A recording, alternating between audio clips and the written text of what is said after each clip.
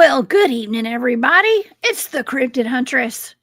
I'm Jessica Jones. Welcome into our remote viewing show tonight. Gosh, we have a wonderful show for y'all.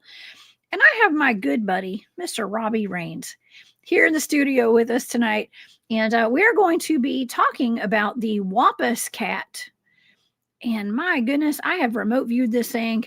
And we've got so much to discuss. There are so many different stories about these Wampus Cats. I think there's more than one.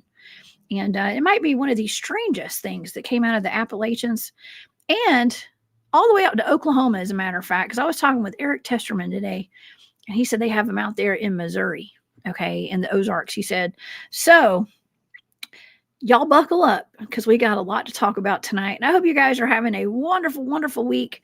We had a fantastic couple of shows already this week.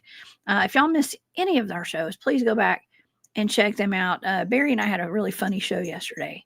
Yeah, thank you guys so much for all your support, for showing up, and for all my moderators for showing up as well and being here with us tonight. Y'all make everything so much more smooth around here, and I appreciate it.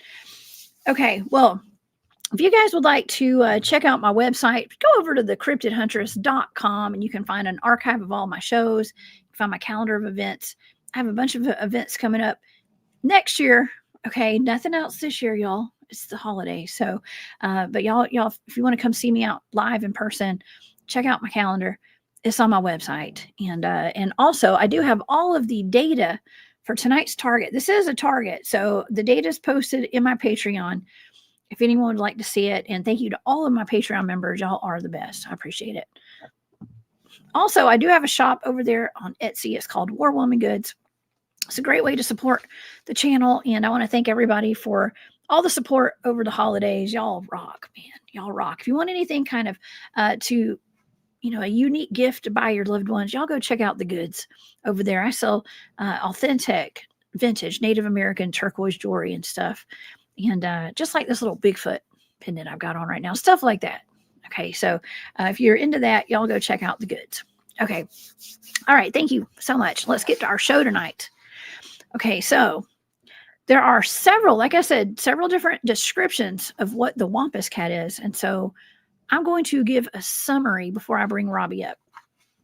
The Wampus Cat is a legendary cryptid from Appalachian folklore and Cherokee legend. It's described as a half-woman, half-mountain lion creature that stalks the forests of the Appalachian Mountains, and it's also known as the Cherokee Death Cat. Rooted in Cherokee mythology, the Wampus Cat is said to have originated when a woman tried to spy on a sacred men's tribal ritual to prepare for a hunt. It was culturally forbidden for her to see this ritual, and when she was discovered wearing a mountain lion pelt, hiding in the shadows by a medicine man, she was cursed to live the rest of her life as the Wampus Cat. Sightings of this Wampus Cat have been around for centuries. In 1918, a newspaper out of Greenville reported that a Wampus is reportedly roaming the Big Ridge in the vicinity of Gethsemane. Livestock attacks were blamed for the Wampus Cat, and its favorite things to attack and eat were dogs, livestock, and even big birds like eagles. It's got many descriptions, like I said. Some describe it as a cat-human hybrid with dark matted fur, glowing eyes, long, sharp claws, with supernatural abilities, uncanny speed, agility, and it can cloak as well. Early legends claim the beast could shapeshift and cloak, and it had the ability to hypnotize people as well. Now, I guess the main thing, like its main characteristic, people would more hear it than they would see it. And it has a really eerie howl, they say. And it mimics the voice of humans. All right. Well, y'all know I've heard my own voice out in the woods before. So could that have been a Wampus Cat? I don't know. Does this thing exist today? Who knows? And what is it exactly? I was tasked with this Wampus Cat as a remote viewing target. And of course, I have my buddy Robbie Rains here in the studio with me today with over 20 years of experience in law enforcement. Robbie Rains, has developed a deep understanding of criminal behavior, search and rescue operations, tracking, defensive tactics, investigations, and the complexities of human nature. His expertise in these fields and a lifelong fascination with regional folklore and cryptozoology has fueled his passion for storytelling. He has written 7 books. He's on his 8th and 9th books as we speak today. And he's also on the Nightmare Hunter podcast. And let me make sure I got that right, because it used to be a DA Ex Machina podcast, the Nightmare Hunter podcast. I got it right. Okay. With DA.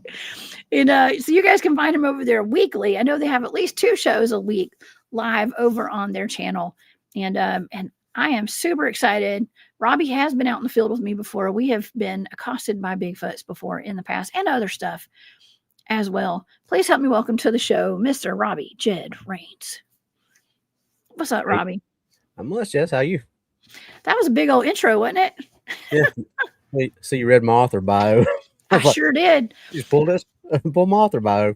I did. I saw it on there and I was impressed. I was like, man, I like that one. Yes. I am so proud of you, Robbie. Thank you for being here tonight, and congratulations on all your books. Thank you. Yeah, it's been a ride this year. I just think this time last year I hadn't wrote a single book. Now I'm on writing 8 and 9 simultaneously. Oh my gosh. I am super excited, and thank you. You know what? I know I might be featured in one of your books, or my name is. I don't know, I'm not a doctor, okay, but there is a cryptozoologist in there with my name, I think. So I don't know. And it's quite an honor there. Yep. Old Dr. Jessica Jones. Matter of fact, in the book that we're going to be using for some of the references tonight. Sweet.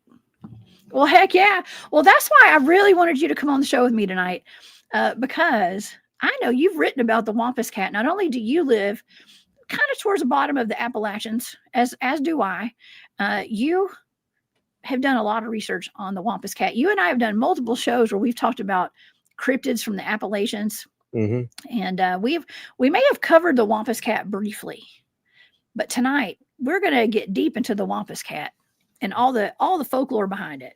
So you have research there, right? I know it's in your book. Yeah. And it was, it was kind of a little bit of sleight of hand. I put the legend in the book, but it technically wasn't about the Wampus Cat, but I'm not going to spoil what it was actually about, but that was kind of it was a good way to kind of get that legend in there. Cause I do like to put, I use for book 1, I used the parable about the 2 wolves.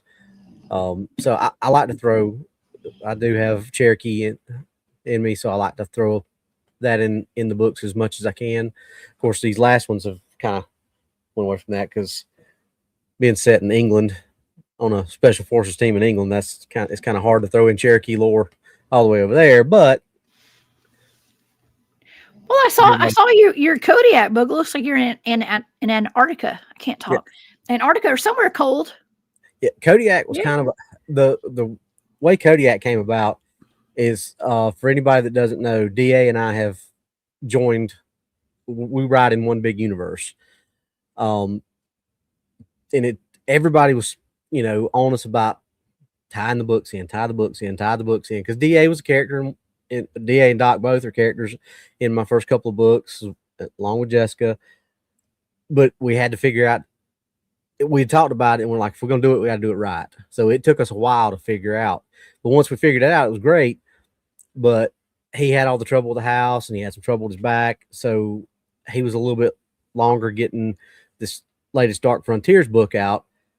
So I needed something to go out. I couldn't put out the second Grail book because there was stuff in that you needed to read the Dark Frontiers book first. So I'm sitting there thinking one day, and I was like, I've been wanting to do this story. So, and Kodiak could very easily be written into the universe, and it may.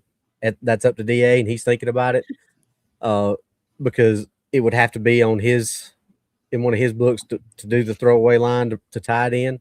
May happen, but it was just a story about a father and a son trying to reconnect with each other after a tragic accident took his mother and her and Oh. his husband or his wife away from him. Mhm. So they were just trying to reconnect, and then obviously they get in the middle of a bunch of stuff there that kind of makes them reevaluate everything. It was just it was different than what I normally write, but I really enjoyed writing it because I had my own sandbox to play in, so to speak. I mean, DA's got a huge universe and it's great and fun to write in, but that one was like completely and totally me. Yeah. And I was able to just kind of spread my wings and kind of stretch a little bit and write something that was a little bit different. Being creative, and I love that. Yeah, I love it, and I can see the progression of like the different topics that you're covering and stuff as well, and how it's like it's ever developing, and it's actually Yeah. very beautiful, and I can appreciate that. And yeah, how's DA doing? I know I hop in your chats every now and then, but I hope DA's doing good. He's doing better. He's finally Yeah. getting some stuff straightened out with the pain management and stuff like that. And I think he got a different opinion from a different doctor, and they tried something different. I think it's working a little bit better for him. So Yeah. he's doing good. Well, please send him my regards and my love. I love me some DA, man. I need to get DA back on the show too. Yeah. Sometime soon. Yeah. That's awesome, man. I do enjoy your shows. You know, I really did enjoy I know y'all covered Old Green Eyes last night. Now my audience knows that I'm borderline obsessed with Old Green Eyes. Okay, because I bring him up a lot, and I went to the Old Green Eyes Festival recently. Well, I think you and I did Yeah. a show on it one time too. I think we did. I'm sure we did. I'm sure we did. I'd love me some Old Green Eyes, and you guys had some really. We were talking before the show. Y'all had some really interesting information about Old Green Eyes that I had not really heard before, because you said that you and DA were both talking about the perspectives from the north and the perspectives from the south side, and that's the Confederates versus the Union. In case y'all aren't familiar. Yeah, and I didn't get a chance to tell you this, but those stories, both of those stories, neither one of those soldiers, they both survived, and they didn't tell those stories publicly. They wrote them down in journals, and years after they died, each family had found those stories in the journals. So they were completely independent of each other, and the stories of what the creature did were almost identical. And you know, this is a story that's told hundreds of years after it happened, was never told publicly, and they match up. That's wild. Yeah. That's so cool. That is really cool. Yeah, you know, my good buddy Greg Smith comes on the show sometimes, and he is from Chickamauga, and he has researched that area quite often. He's my go-to person for the Chickamauga Old Green Eyes information, and from his boots on the ground up there. And he says, he's like, even I went to the festival, nobody knows what that thing is. Nobody. Yeah. Even the people throwing the festival, they had a guy walking around with like a ghost or something with a cowboy hat on. It was like, okay, nobody knows what it is. Yeah, I don't think it's any one thing. I think I don't either. A lot of people have seen spirits, apparitions. I think people have seen demons. I think people have seen cryptids, Bigfoot, Dogman, whatever. I think it's like we were talking about before the show. I think it's a nexus because it was such a brutal battle. 35,000 people were killed in 3 days. Yeah. You know, the U.S. lost more people in the Civil War than it has in any other foreign war combined that we've participated in. That's amazing. Yeah. I mean, not amazing in a good way either. It's a bad way. Yeah. But it's mind blowing is what that is. I mean, just the amount of people that died. You said there was over 1,000 people unaccounted for. Like, that's crazy. Like, where could they have gone? 35,000 people died in that battle, because they know that because of registries of, you know, the regiments and the groups that were involved in that battle. So they know who didn't make it out of that battle. But there's thousands of bodies that are not, they couldn't account for after the battle was over. That just doesn't make sense. Well, it doesn't make any sense unless they ran away, or if they were, you know, kidnapped or drug taken off somewhere. To be ate, as we said last night. Be ate up. They were ate up. Yeah, it's not funny. It's really quite sad.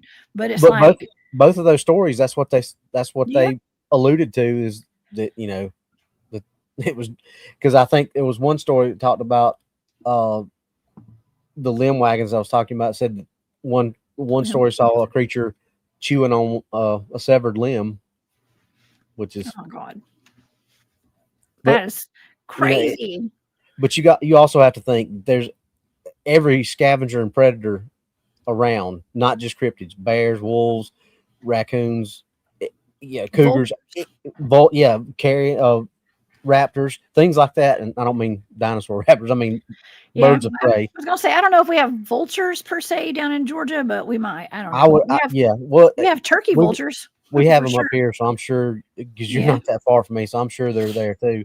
But you got all that too, and I guarantee you, they pulled small pieces of stuff away too. So it was that the stuff like that, or a battle like that, is like ringing the dinner bell for any kind of predator. And we know cryptids are opportunistic, and you know that's an easy meal. You ain't got to expend a lot of energy, and it's low risk, high reward.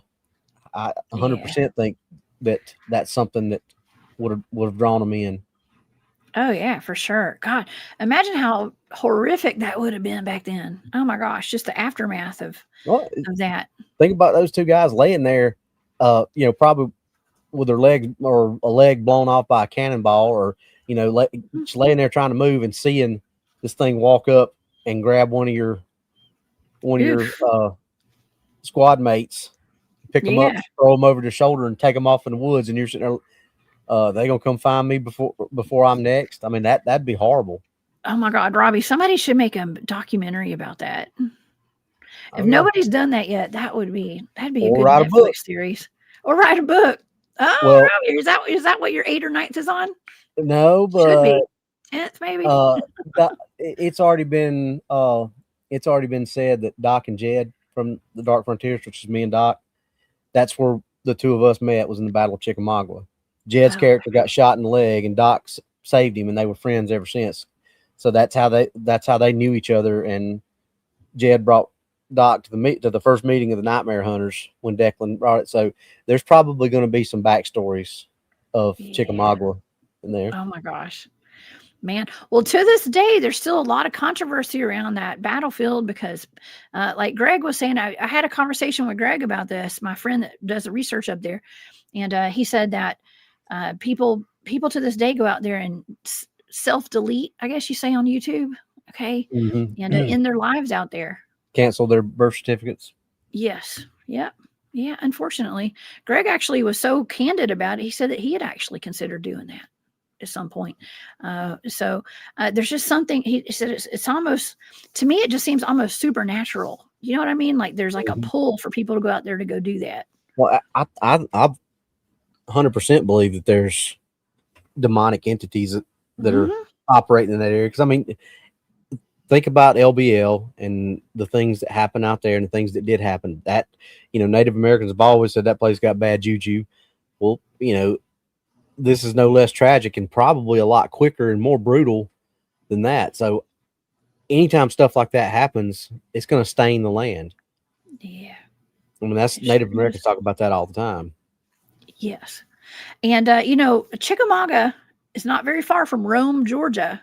And I I got a couple things to say about Rome. And, Nathan says, hey, Nathan says, my cousin from Rome, Georgia, always used to tell me the Wampus Cat would get me when we were kids. I lived in Virginia at the time, listened to him tell stories on the Wampus Cat. Now, speaking of my friend Greg, again, who's up there in Chickamauga, I had him on the show. We were talking about some werewolf attacks, some literal reported werewolf attacks in Rome, Georgia recently. This is this past year. There was actually a family. It's in Floyd County, which is where Rome is. They have multiple werewolf sightings up there and a lot of Bigfoots. That's where Booger Holler is, Robbie. My family's from there, as a matter of fact. There's a Booger Holler in Missouri, not far from DA. Really? They're all over the place. It's actually Booger County. And there's in Pickens, there's a Booger Branch Road. Really? Well, there was an 8 or 9 foot tall werewolf that like grabbed a kid out on this property this family had just bought. They found all their game cams had been crushed all over the property. And so they got on their mule or some kind of, gate or some kind of side-by-side thing and rode around looking for him. And they got confronted by what they called a werewolf out there. And it grabbed one of the kids. The kid got away, but they call it this werewolf attack. It just happened recently over the past couple of years. Did you see the show when we had Maggie on the other day, Maggie Johnson? I don't know. I 100% believe they were being stalked by a dogman, werewolf, whatever you want to call it that night. Where's she from? She's from Michigan. Okay. Not too far from Elkhorn and places like that. Oh, yeah. The Michigan's full of dogmen too. Dogmen are all over the place. But even up in like Dalton, Georgia, we've gotten dogman and werewolf sighting reports, and you name it. Two very, very reputable sources, one being Kumbo, the other being Jesus Payon, have both looked at the prints, and both of them, DA and I already thought it, but Maggie and them sent it off. I think Jeff sent it to Kumbo, and Kumbo immediately said, "That's a dog man." And I sent it off to Jesus, and he looked at it. He said, "Yeah, I believe that's a dog man print." And it was some scary stuff. I mean, there was a scene where they took a picture of a trackway on their off their side by side, and they had already went down the trail and come back, but the footprints that were walking across were on top of the side by side and followed the track. So, yeah, and then they've got video of eye shine that they took it. Short of that night that me and you had out there, nothing's kind of raised the hair on the back of my neck like that. Watching that video that they had. Is that the video that you should? I guess we can talk about it. Is that the one? Yeah, we talk about it. Okay, we talk about it. No, not that one. Not that one. I thought I sent you this one too. No, they're on the side by. Yeah, that one's. Can't talk about that one yet. Yeah, well, we're still waiting for the guy to get back in touch with us. Yeah. Okay. But that was rough. The audience is going to be disappointed. They're like, "What are y'all talking about?" But it's bad. Y'all don't want to hear about that one. This one, they're riding, and Maggie's driving, and Maggie's daughter's in the passenger seat, and her boyfriend rides motocross, so she's used to following him with a phone. So she's really good at keeping the phone stable and keeping it on. And there's just these two green eyes that are just like staring, and I mean they look like they're each of them are like that big around, and it's moving and blinking. And there's one instance where it kind of blinks or closes its eyes, and you kind of see it start moving down as it's closing its eyes, and then the next time it opens up, it's like 15 or 20 feet closer to them. That's at the point where Maggie looked at her watch and said, "Oh, look at the time! It's time to get out of here." And she floored it and took off. Hey, there's an art to holding the camera steady. Obviously, like us being cryptid field researchers and also podcasters. We get a lot of videos sent in, and we get to see a lot of videos, right, Robbie? Yeah, it's I get them every day. Yeah, we do. Now, I mean, this AI has gotten out of control too when it comes to all this. And I'd say over half the videos that I get, I don't know how about you, but over half the videos DA and I get are have some form or are completely AI. Like, have you seen the one with the Bigfoot crossing the train tracks as the trains? No. Have you seen that one? Yeah, we got somebody sent us that one yesterday, and I was like, yeah, that's AI. Yeah. It's just. Well, I mean, I do AI for like all of my thumbnails, but that's all I do AI for that. I think it's great. Okay. It makes them look very lifelike when it's all AI, y'all, my thumbnails. it's scary how good that stuff's gotten in just in the past couple of months. It is. And like even tonight with the Wampus Cat. Okay, so Robbie, there's so many different descriptions. Oh, excuse me. Sorry. There's so many descriptions of the Wampus Cat. And I figured maybe let's go over some of those tonight, because one of them, when I think of the Wampus Cat, I think of like a black panther-like cat with like pointy ears and thick fur and matted fur and kind of vicious, right? And maybe even walking on two legs. I don't know. And so that's what I did for the thumbnail for tonight's show. I wanted something that looked realistic. Okay. And so that's what our thumbnail looks like. You may have one too many fingers, y'all. It is AI. Okay. Yeah. But that's similar to what I would consider like a Wampus Cat would look like. However, the main story goes that this woman was actually turned into like an S walker. Y'all know what an S walker is? Like turned into an S walker by a medicine man. That's black magic. Okay, and that's a woman that was already wearing a pelt of a mountain lion, I believe, or a puma of some sort. And so this is the most common, description of what a Wampus cat looks like. It looks like a mountain lion with, what is that, 6 legs? Yep, 6 legs is what the most common thing says. Honestly, Robbie, when we're talking about AI, this is exactly what AI normally does. Yeah, it gives like extra body parts. You know what I mean? Like extra fingers, just like the extra claw that we have here on this guy. But this is not AI, y'all. I mean, I'm sure it is AI, but this is how they describe it. So I don't know, Robbie.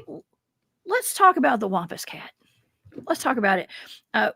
What is your description? What do you think the Wampus cat is? Okay, the one that I put in Shadow Walker's book 3, The Terror of the Wampus Cat. I chose this one because I think it's the most vivid as far as it gives a just a really good complete story. I won't read it all unless you want me to, but I'll just kind of hit. But basically,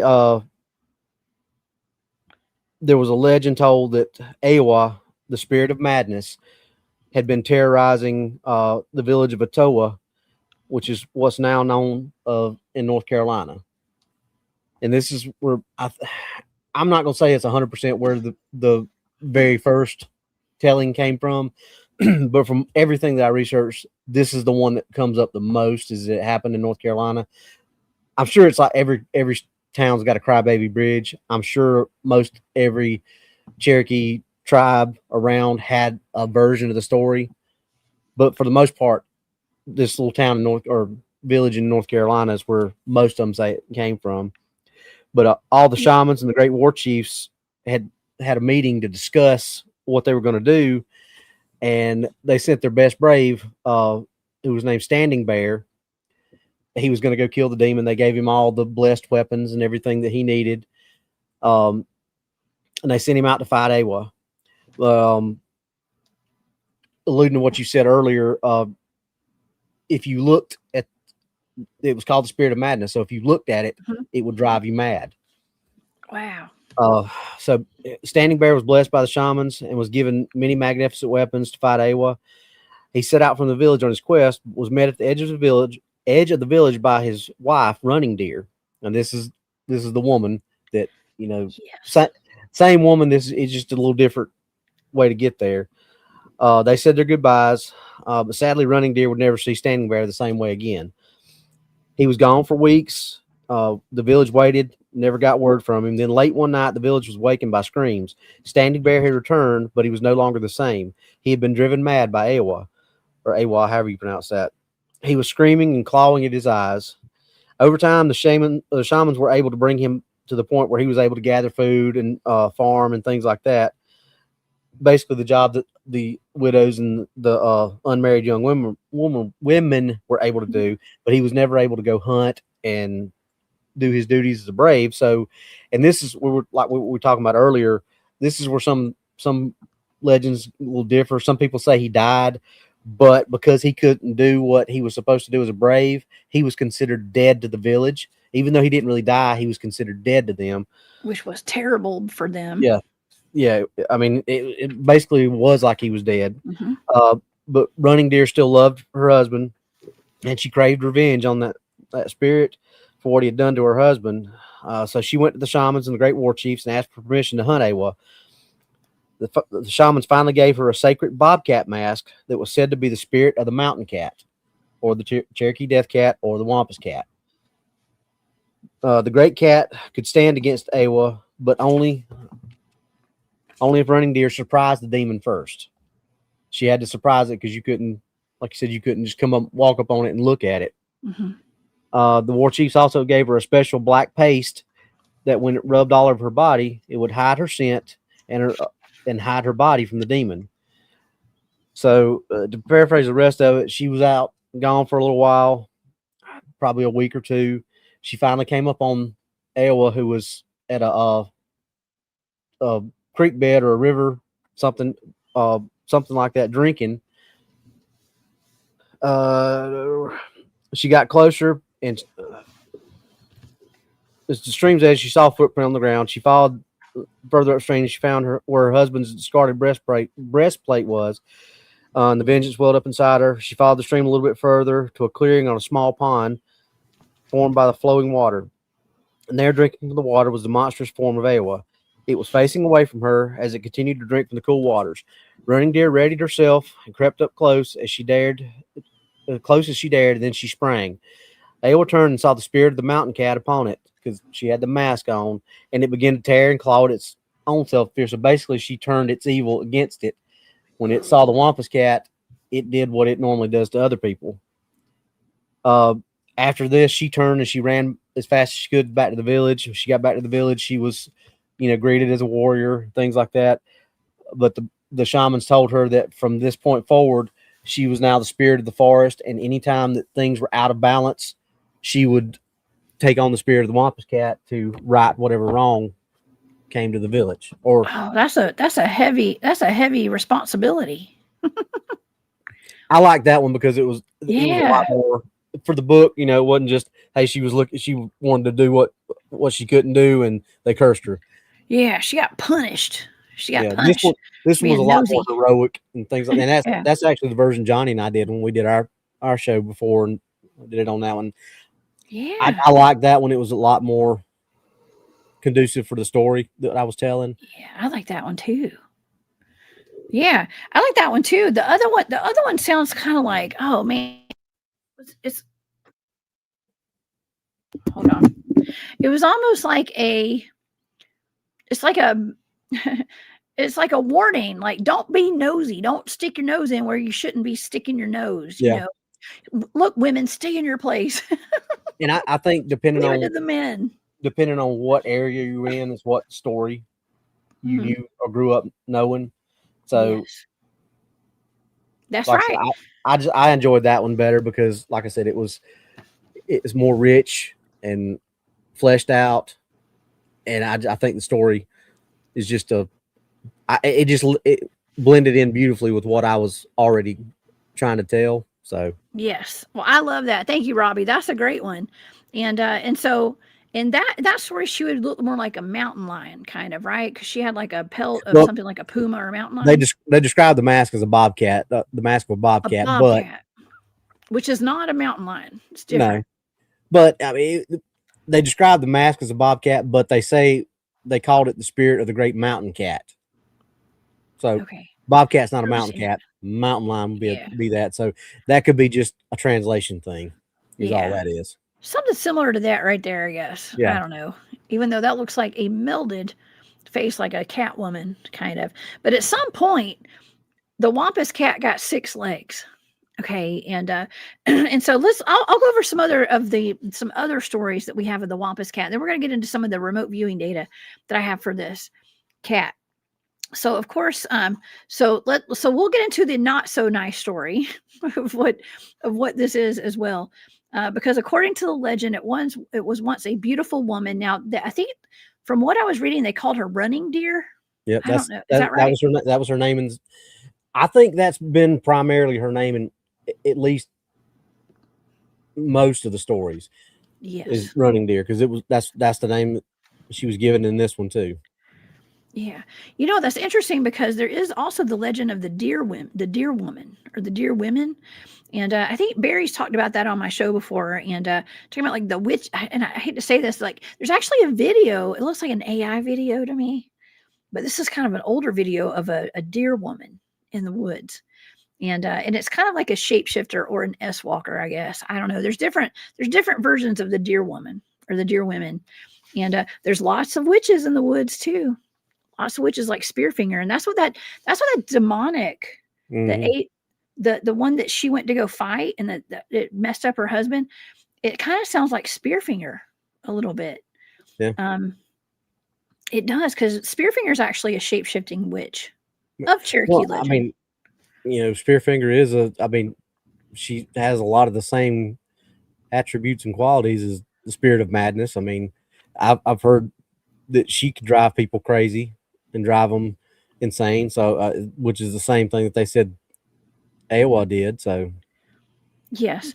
I wanted to thank real quick. I forgot to thank Nathan for that super sticker. Nathan, thank you so much for the super sticker. Away on exercise, wasn't able to regular for 2 weeks. It's so good to see you back here, though. Thank you, Nathan. I appreciate that. Okay. Well, let's okay. So let me read what she did here. Okay, because this is kind of wild. So she was married to a great hunter, just like in the story that you told, a great hunter who was often leaving on hunting excursions. Before each hunt, the hunters, all the men, only men, would gather in the woods to ask for forgiveness for what they were hunting and to ask for supernatural help with their hunt. So basically, they were like, I don't know if they were conjuring up a spirit, they were doing something supernatural to help them to achieve their hunt. Now, this was a sacred ritual that women were not allowed to participate in. They weren't allowed to see it or hear it or even know about it. Okay, and women were not allowed whatsoever.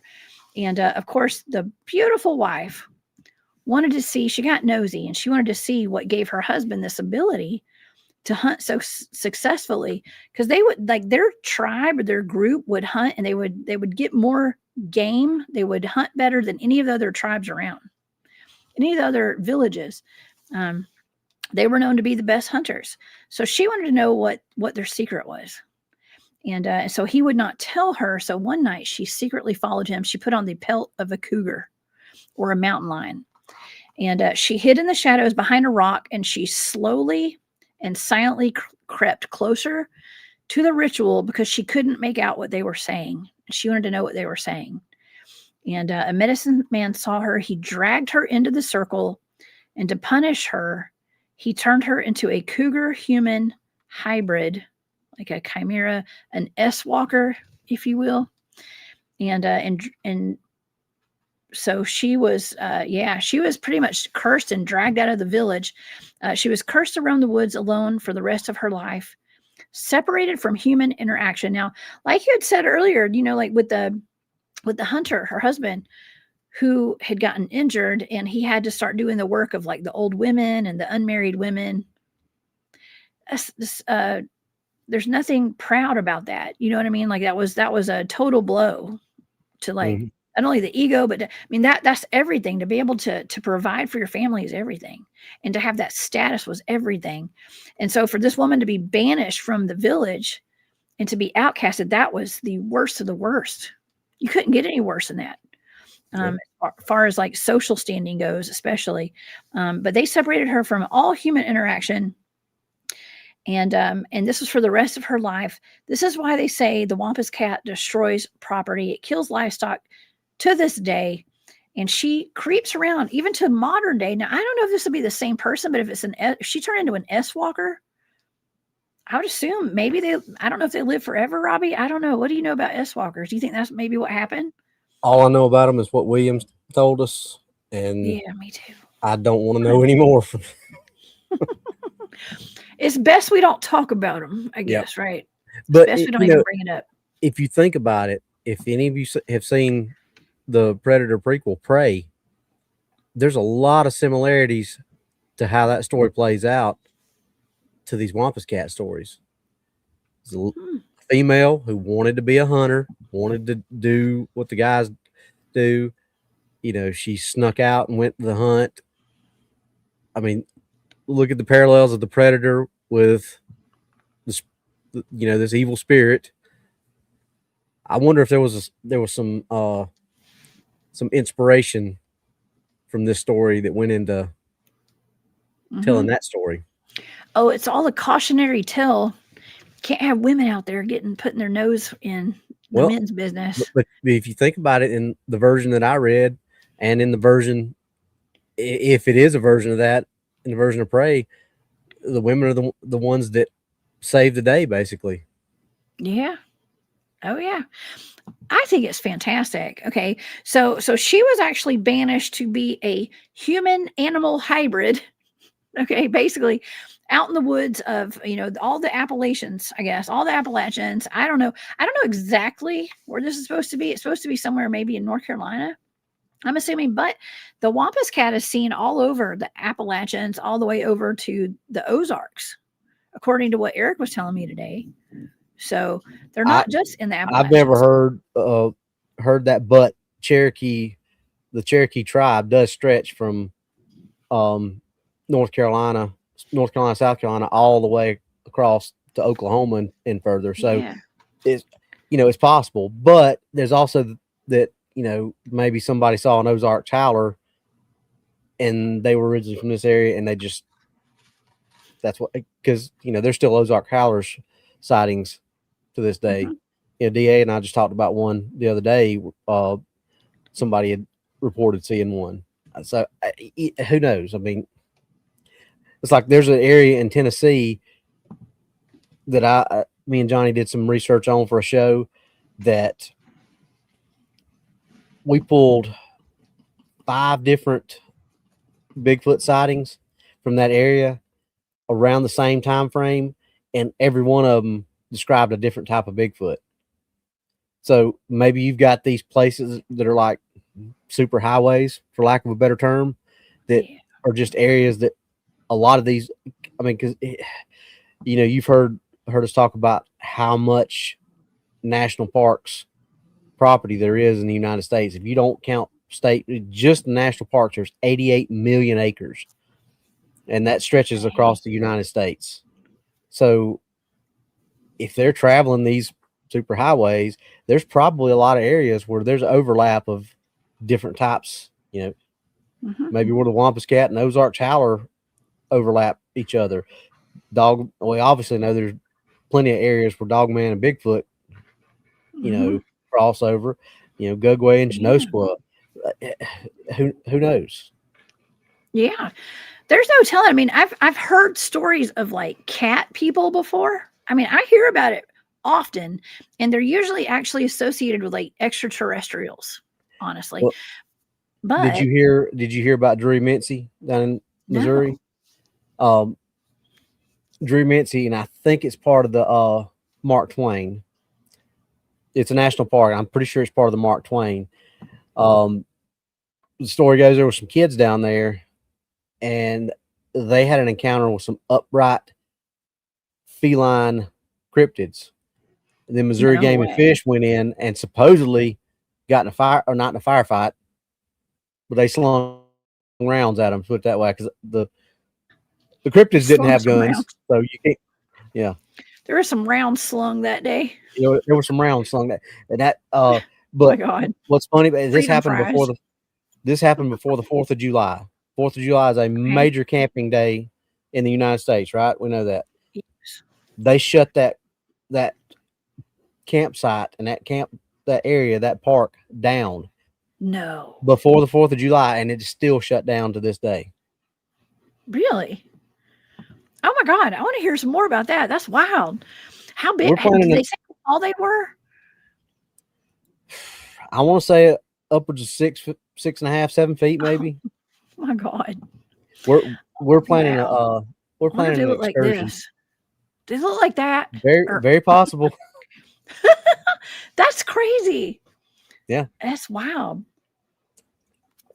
Well, and I have speculated for a long time. Think about LBL. Think about, because it's always talked about that the first big story from LBL was, a dogman or a werewolf, whatever you want to call it. But what dog kills up in a tree?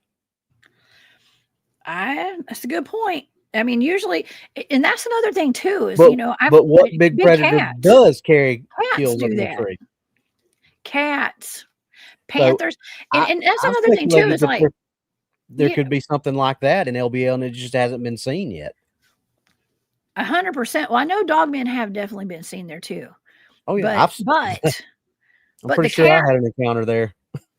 Oh yeah, the cats are a big deal, and when I've been tasked with like remote viewing targets of people who have died, like hunters that have died, it's something like all over the country. One was in Texas, and it was like a bow hunter or something, and what I remote viewed was a cat taking this guy, like coming down from a tree. Even Brenda Hamilton Okay, Yeah, remember that case? yeah, And that's North Carolina. yeah. Me and you did that show.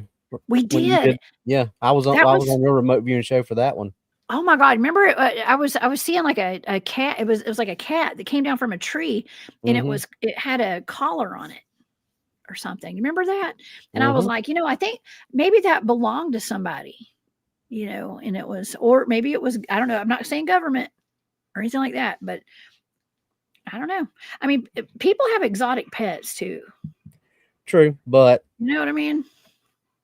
you know, They have exotic pets well, too. So it's just like the UPS or FedEx driver in Missouri that got killed.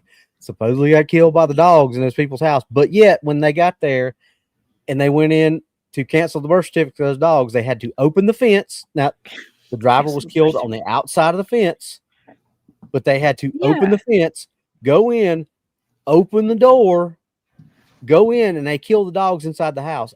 Case is still open, so it can't be FOIA'd. Why? Really? If the dogs did it, why is the case still open? So it can't be FOIA'd because they have not released they didn't release the necropsy from the autopsy of the dogs. I mean, there's just so much weird stuff that's going on over the past year and a half, probably even further back than that. But yeah, I mean, well, it's just like with the whole Jimtown Road deaths too, with Amber and Tony, and out there in Cott County. I went on an investigation with some guys in Cott County recently, and I mean, just right down the road from where that happened, and massive Bigfoot and Dogman activity out there. So I don't know. There's a lot going on out there, but when you start adding up all these encounters, like while you were speaking a while ago, I actually pulled up my screen. I shared my screen of the Beast of Bladenboro. Okay, now that's another like cat, I think, and I had remote viewed that back in February of 2024. Now I'll read a little bit of this before we get into the remote viewing data for the Wampus Cat. Let me read about the Beast of Bladenboro, because this is in the same area. On December 29th, 1953, a woman in the small town of Bladenboro, North Carolina, heard her neighbor's dogs barking and whimpering. When she went out to investigate, she saw a large cat-like creature creeping into the darkness. That was the first sighting of the Beast of Bladenboro. The next day, a farmer reported to police that two of his dogs that had been unalived by something large and strong, and their bodies were completely drained of blood, which is weird. Okay. Over the next several days, police said the police department was inundated with calls from locals reporting fatal attacks on their pets and farm animals across the county.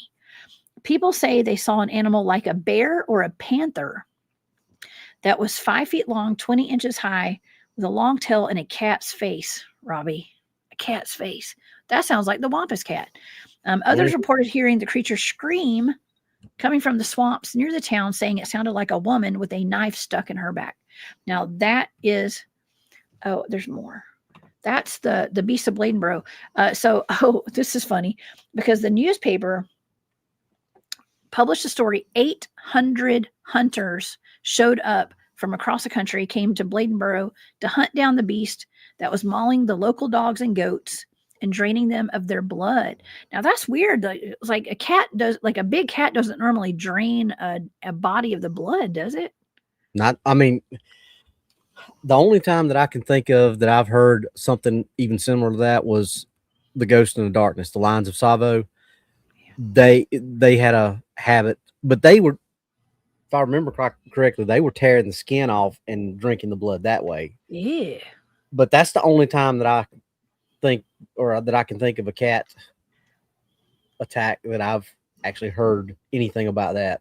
Usually, they're the same thing. They're looking for meat, and that's what they're eating. Yeah. Like that. What was it? Somewhere in India, there was a tiger that killed 432 people. And those people were just mauled and fed on. They weren't drained of their blood like a mosquito in its proboscis tongue. Yeah. I've had to learn some interesting terms doing this line of podcasting here and research. The proboscis tongue. Okay. But think about all these recent bear attacks that have been Oh reported. yeah. I mean, think about the one in Florida. Have you heard about that one? No, I haven't heard of a bear attack in Florida recently. Okay, yeah, a couple months ago, or I can't remember the exact. But it was somewhere before Thanksgiving. Let's just put it that way. And supposedly the bear, the guy was in his. It was an older guy. The guy was in his house, in a little trailer. He goes. The bear went into his house, took him out of the house. The door was closed. Took him into the backyard in the wooded area. Removed his clothes. Took his wallet out of his back before it ate him. Took his wallet out of his pants before it ate him. Then it came back and killed the dog. What? I have not heard that, and that doesn't sound like a bear. Well, but I don't know. Bears do weird stuff. Well, you know, those black bears have been getting real bad about learning how to. They've been watching the lock picking lawyer on YouTube, and so they've learned how to pick locks, I guess. Lock picking lawyer.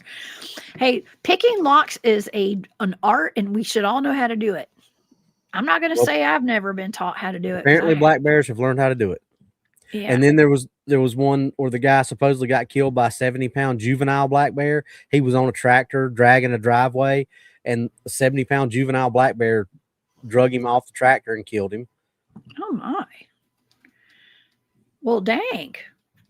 I didn't know that. Well, you said that it took his clothes. The first guy that was taken out of his trailer home, taken out in the woods, it took his clothes off of him and his wallet. The wallet was out of his back pocket. Now, I mean, obviously, it could have just fell out, but that's how the story was. That his wallet was. It was stated his wallet was removed from his pants. It didn't say anything about the clothing being torn, which you would expect if it was a bear mauling, but he was inside his trailer asleep. Man. Okay. And then it goes back and kills the dog that was tied up in the front yard, I believe. Okay. Well, okay. There's a reason for everything. And I always wondered, why did Bob show me this video? I don't know. My good friend, Bob Grumpy Wilson. Old Bob. Bob passed away last year. And he was the head of one of my research teams, the North Georgia Cryptid researchers. And he showed me, I don't know if it was a video or pictures. I can't remember. But he was like, hey, you'll see a grizzly bear attack. I was like, yeah, I guess. I don't know. Do I? And, but anyways, I saw, I think it was pictures. And it was these Russian fellas. I think they were Russian. And it was from a grizzly bear attack. And I know this is gross, y'all. Just be forewarned. It's not that gross actually, because what I saw were these two gentlemen that were both wearing Adidas tracksuits, and there was no blood, Robbie, no blood at all. Their bodies had been cut perfectly in half, and this is terrible. Viewer discretion advised, y'all. But they had been eaten on from the inside, I guess, so they were hollowed out, but they just looked like they were asleep. Both of them.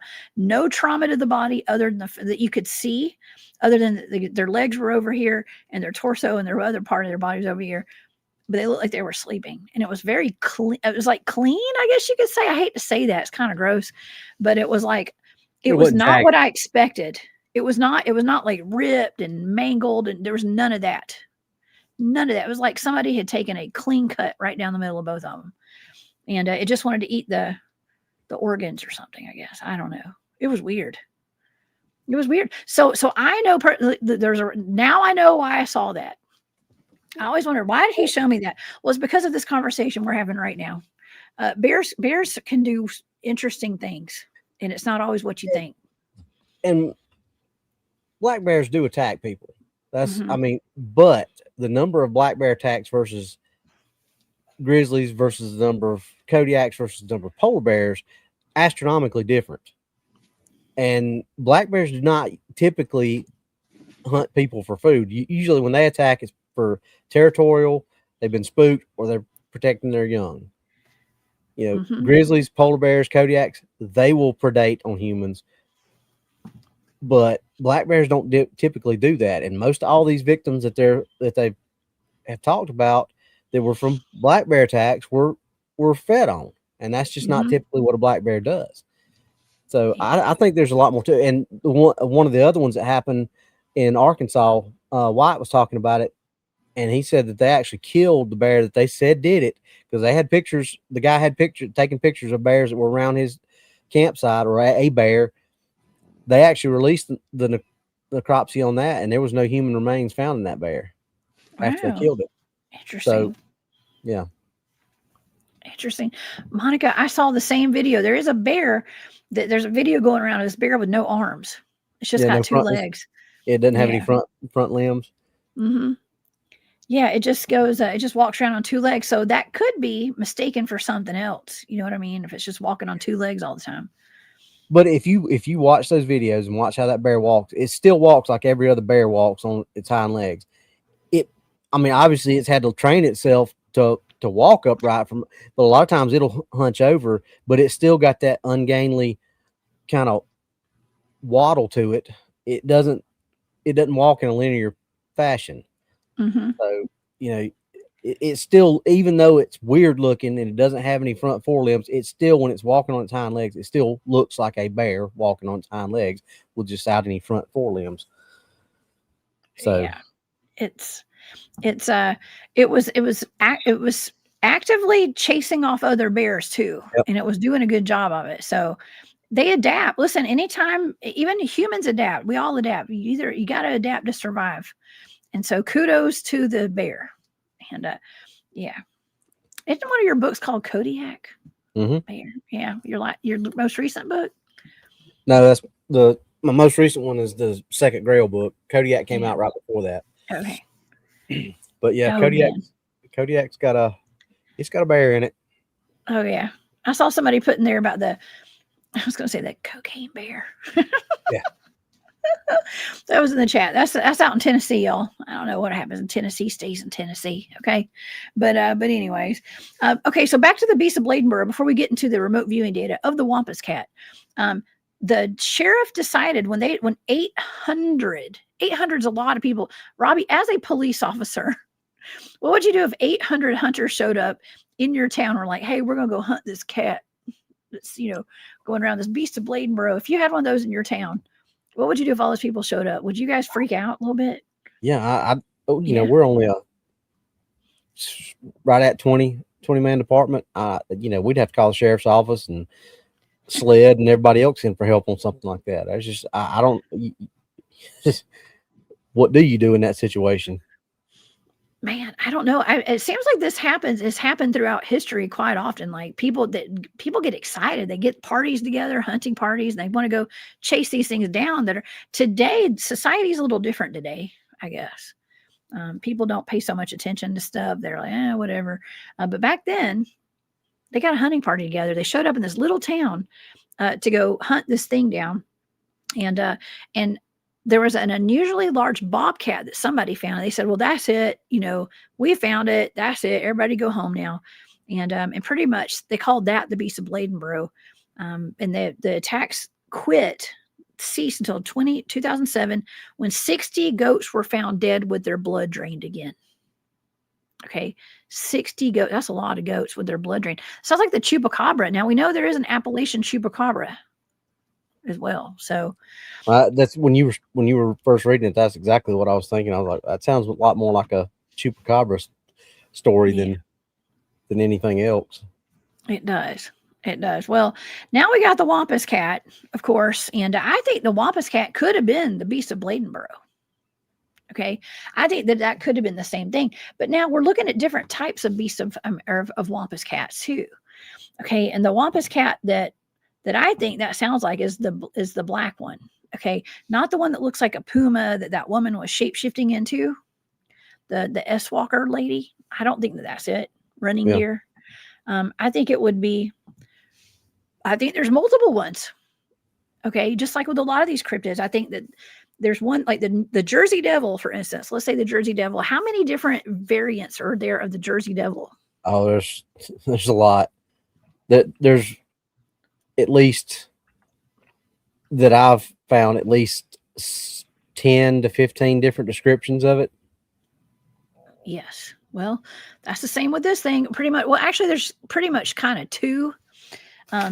But with this one, descriptions, make it sound kind of like a cougar, okay, in some descriptions, but it's typically described as black, not the same coloring as a mountain lion or a cougar. In early descriptions, it had glowing eyes, antlers like a deer. Now, I have not seen any pictures of this thing with antlers like a deer, but that kind of sounds like the Ozark Howler, maybe. I was just about to say I want to, but see that, like I said, all these tribes mixing in, with the Trail of Tears, and you get Cherokee mixing in with Osage, mixing in with all these other Native American tribes. I mean, sometimes over the years and centuries, you may have some stuff that gets kind of mixed. Mm-hmm. I've never heard of the Wampus Cat having horns in any research that I've done around here in the North Carolina area. So like you said, I think that because there are people who say that Ozark's Howler looks like it has the face of a large cat too. Some people say dog, some people say bear, some people say cat.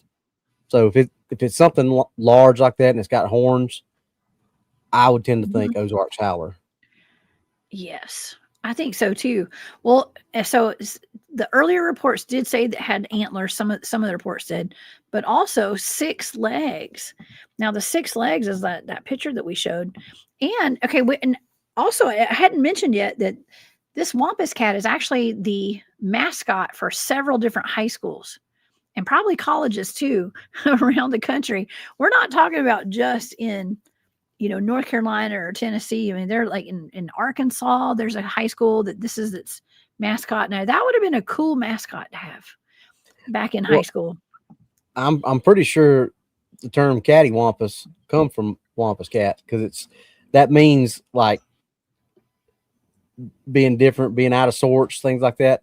That's definitely different and out of sorts. Mm-hmm. It is. It is. And and some of the reports said that it had a spiked tail and webbed paws like the Sphinx. So almost like a chimera of some sort. Okay, like a chimera. The Conway of Wampus Cats. Okay. You know how I knew you were country? You went to a school who had a mascot of the Wampus Cat. Just saying. I'm just saying. Listen, I'm country, y'all. But I know if I were to go to a school that had a Wampus Cat, that's country. Okay. So, but I'm super excited about that. I'm jealous, actually. But it was described by one author. Somebody had written about these things. He said it was an amphibious panther which leaps into the water and swims like a colossal mink. What, a mink?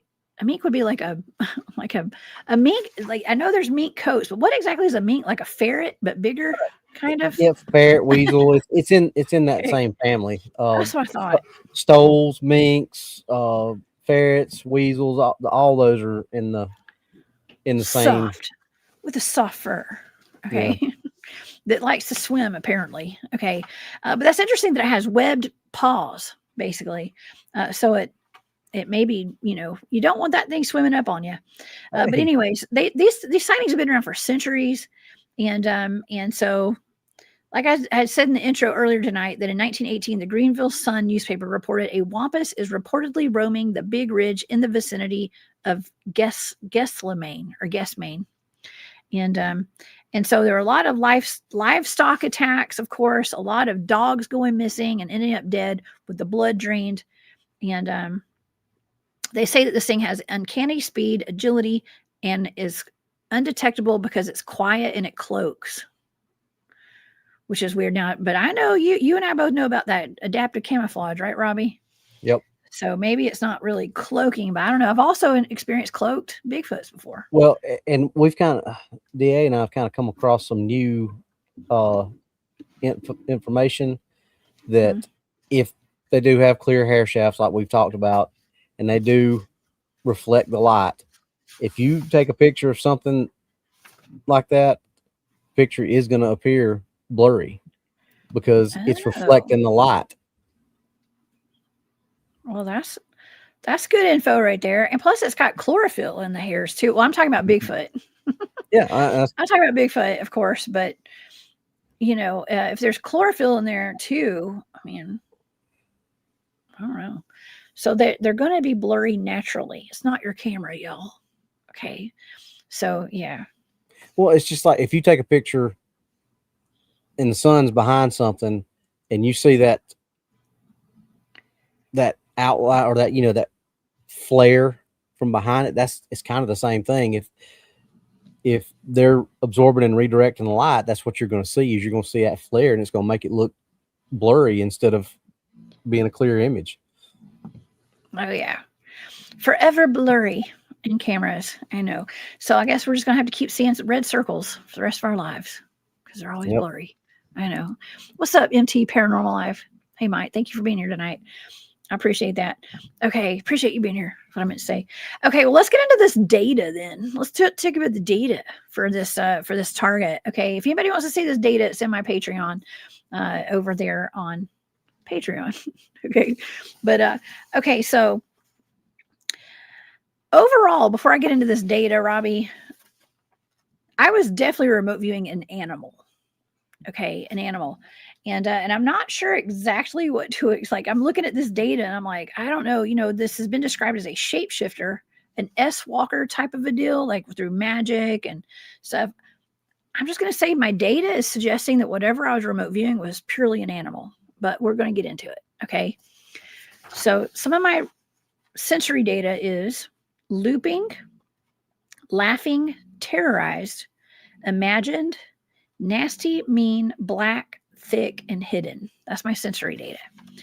And my analytic overlay, this is interesting. I wrote telethought. And I wrote telepath. I wrote side-eyed, lump, coal. Wait, some of this may not make any sense, y'all. Okay, it's just remote viewing data. Okay. But lump, coal, waves, town, mountain town, thick brush and vegetation. I heard don't mess with me, something that I heard. I wrote big game and big animal. Big game, big animal. And I wrote bear with a question mark beside it. And I wrote size of a bear. Okay. So I thought that maybe I was remote viewing a bear that was black. Okay. A black bear is what I thought I was kind of looking at. And then I wrote blinded, eye shine, and eye glow. And for my picture, my stage 3 drawing, I actually drew a set of eyes. Like stressed out eyes. They look like they're stressed out. Okay, so that's my first page, okay, of data. Now I find that kind of interesting because I'm writing coal. I wonder if this is like where these things have been seen are like coal mining towns, basically. I mean, we do talk a lot about, or I talk a lot about like cryptids being seen near coal mines and gold mines and any kind of mine, right? Yeah. Well, I'm not going to say there's a lot, but there are coal mining towns in North Carolina, and there are gold and silver mines in North Carolina. So that would. Interesting. Well, North Carolina does have some really interesting cryptids, by the way. And it's not just like these big cats. And not to mention, there are big cats there. I know that they're not supposed to be like, we're not supposed to have black panthers in Georgia, North Carolina, and South Carolina, but there's trail cam pictures of them. Right? I mean, well, you've heard the howl that came from about 15, 20 miles down the road from me, right? Mm-hmm. Yeah. I mean, that literally is in my dad's backyard where that happened. Oh my gosh. Well, you're not too far from where you're from is the Anderson werewolf. I remember doing a show on that one. Yep. It's not too far from you, probably. No, it's about 25, 30 minutes from here. Oh my God.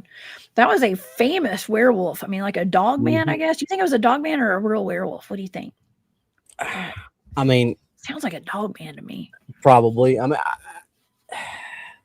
I don't know. There's so many different ways to look at that. I mean, because the term dog man was not around until the late 90s or mid 90s, I think, and it was that Michigan Michigan DJ that was trying to not trying to cash in on fame, but he was there had been a lot of sightings. He was trying to make the correlation between the Beast of Bray Road and that, so he started calling it the Michigan Dog Man to give it to separate it from the Beast of Bray Road, and it's just like the term Bigfoot, it stuck, and now that's, but you go all the way back to the cynocephaly and look at St. Christopher in Catholic iconography. He was the dog-headed saint, He was Yeah. depicted in lots of things as having the head of a dog. There's, you know, Anubis and Wepawet were both, you know, dog and wolf headed, or jackal and wolf headed uh, deities in ancient Egypt. I mean, so things like that, canid humanoids go way back, way back. And Mm-hmm. if you look at the Paradise map, if you look down the margins below, which, you know, that's, I don't know, I know you know that, but I don't know if everybody Yeah. in the chat knows. The Paradise map, they 1400s is as old as they could date it, because a Turkish admiral named Piraeus had it, but they believe it's a lot older than that. They didn't have any clue what it was until in the 70s. The U.S. Navy was doing sonar mapping of Antarctica, and they started comparing it, and they realized that the Piraeus map is a map of Antarctica before the ice. There's cities and ports and all kinds of things like that, but there's all these creatures drawn all over this map, and down in the margins there's Bigfoot and Dogman looking creatures. There's also a creature, if you heard the old some of the descriptions of the Mapinguari, the Bigfoot Yeah. type, the sloth type creature, supposedly had its mouth in its stomach. There's a creature drawn on that map that's at least as old as the 1400s that looks like that. Oh, dang. Yeah, it's when you start looking into that stuff, William's right. It shows what looks to be like portals and gateways. There's a lot of stuff going on in Antarctica that is strange. Yeah, heck yeah. Okay. Sorry, y'all. All right. So I don't know. My microphone is not going to sound as good because my wire just broke off. So I'm going to have to fix that. But anyways, you can still hear me, right, Robbie? Yeah, I can hear you. All right, you can hear me. It's going to sound a little weird, but anyways, yeah, very wild. Like we've talked about that Piri Reis map a good bit, you know, because when it comes down to the cynocephaly and the blemmies, one of my favorites, we've gone over that map a bunch, and that goes back to the 1500s. Robbie, we don't know what our true history is. Oh no, not at all. We definitely don't know the true history of this land that we live on, for sure. But anyways, yeah, we don't know what's been here, what's been hiding in the caves and underground to come up. You know, we were mentioning the coal mines. Maybe there could be coal mines. Maybe there's a whole underground civilization of these things. I mean, who knows? That come out of these mines, but nonetheless. All right. Well, let me get to the rest of this data, because I just got one more page of the data, and so the next thing that I wrote down was the hunted, and I heard the hunter becomes the hunted is what I wrote down for this, and I was picking up on something being stalked, an open field and an open pasture, fenced in pasture, and I felt like I was being stalked. And while I was remote viewing this, and I wrote down the term, I heard flesh and bone, relax, no big deal. And I was seeing what I thought was a cat's tail. And I actually drew this. It kind of looked like what I was seeing. You ever seen those videos of like they're like lemurs that are running backward, like somebody's playing it in reverse, and they look like dinosaurs? Mm-hmm. A lot of sources. That's what I thought I was looking at. And then I wrote tail, because at first I thought I was seeing like little dinosaurs running. But then I was like, well, maybe that's the tail, because I thought of those lemurs or whatever those animals were. So anyways, so that's pretty much all the data for this target right there. And I'm going to say that I believe that whatever this target was just some kind of big animal. Okay. I think it's the animal. I don't think that what I was remote viewing was like a shapeshifter or was anything supernatural. Okay. But not to say this creature, the Wampus Cat, is not a shape-shifting creature. You know what I mean? That has like an S-Walker history. You know what I mean? I think there's a whole bunch of them, Robbie. I think they're all different. That's what I think. Yeah. Yeah. Yeah. Well, it's just like and I say this all the time, you've only got to look in nature to get some of these answers. And people say, well, there's only one type of Bigfoot. Well, how many different species of sharks are there in the world? There's over 500 different species of sharks. So if there can be 500 species of sharks, and look at a great white compared to a hammerhead, they're both sharks, but they look nothing alike. So, you could have a gugway and a skunk ape look totally different from each other, but would still be Bigfoot type creatures. Same thing with Dogman. I mean, you could have one that looks like a mastiff, and you could have one that looks like a timber wolf. I mean, who knows? I mean, That's right. I always say, what can hide in 88 million acres? And that's, like I said, that's just the national parks. You start counting in Bureau of Land Management, Native American reservations, public use ways, state parks. The number climbs from 88 million to well over 1.2 billion acres. There are some countries out there that are not that big. And I think, most of us, and when I say us, I'm not talking about those of us who are in here and interested in stuff. I'm saying the American society and the world society in general that likes to keep their head in the sand. But for the most part, most people don't realize how big this country is and how much we think. It's just like when I was doing the research for the show for the Jersey Devil for the Pine Barrens, I had no idea the Pine Barrens were over 1 million acres. Because you think of New Jersey, you think of big city, you think of the Turnpike, you think of Atlantic City, you think of Jersey Shore, you think of that stuff. You don't think that there's 1 million acres of national park in New Jersey. That's mind blowing when you start thinking about that. 1 million acres is a lot of land. We talked about this before. If you could walk 10 square miles a day to search Alaska, just 10 square miles, which is a lot. But if you could cover 10 square miles a day, it would take you well over 100 years just to walk and explore Alaska. That's how big Alaska is, and that's just that one state. Yeah. Yeah. Ain't nobody got time for that. That's a lot of walking. Exactly. People just don't realize when it's like the analogy. Well, I've been deer hunting all my life, and I ain't never seen them. Well, deer hunters are creatures of nature and creatures of habit. I hear that a lot. I hear that a lot, Robbie. How often do you hear that? All the time. And I'm 51 years old, and I've been deer hunting my entire life, and I've only hunted like 5 different places. That's like going down to to the edge of the ocean where the waves come up, and taking a teaspoon and dipping it in there and saying, "Yep, no sharks in that. Sharks must not exist." I know, right? You hunt in one specific place that they just don't go to, and you don't see them. You can't. I mean, there are over 30 million deer in the United States. How many deer hunters go and we know deer are real? We've seen them. We've ate them. We've ate them. There is zero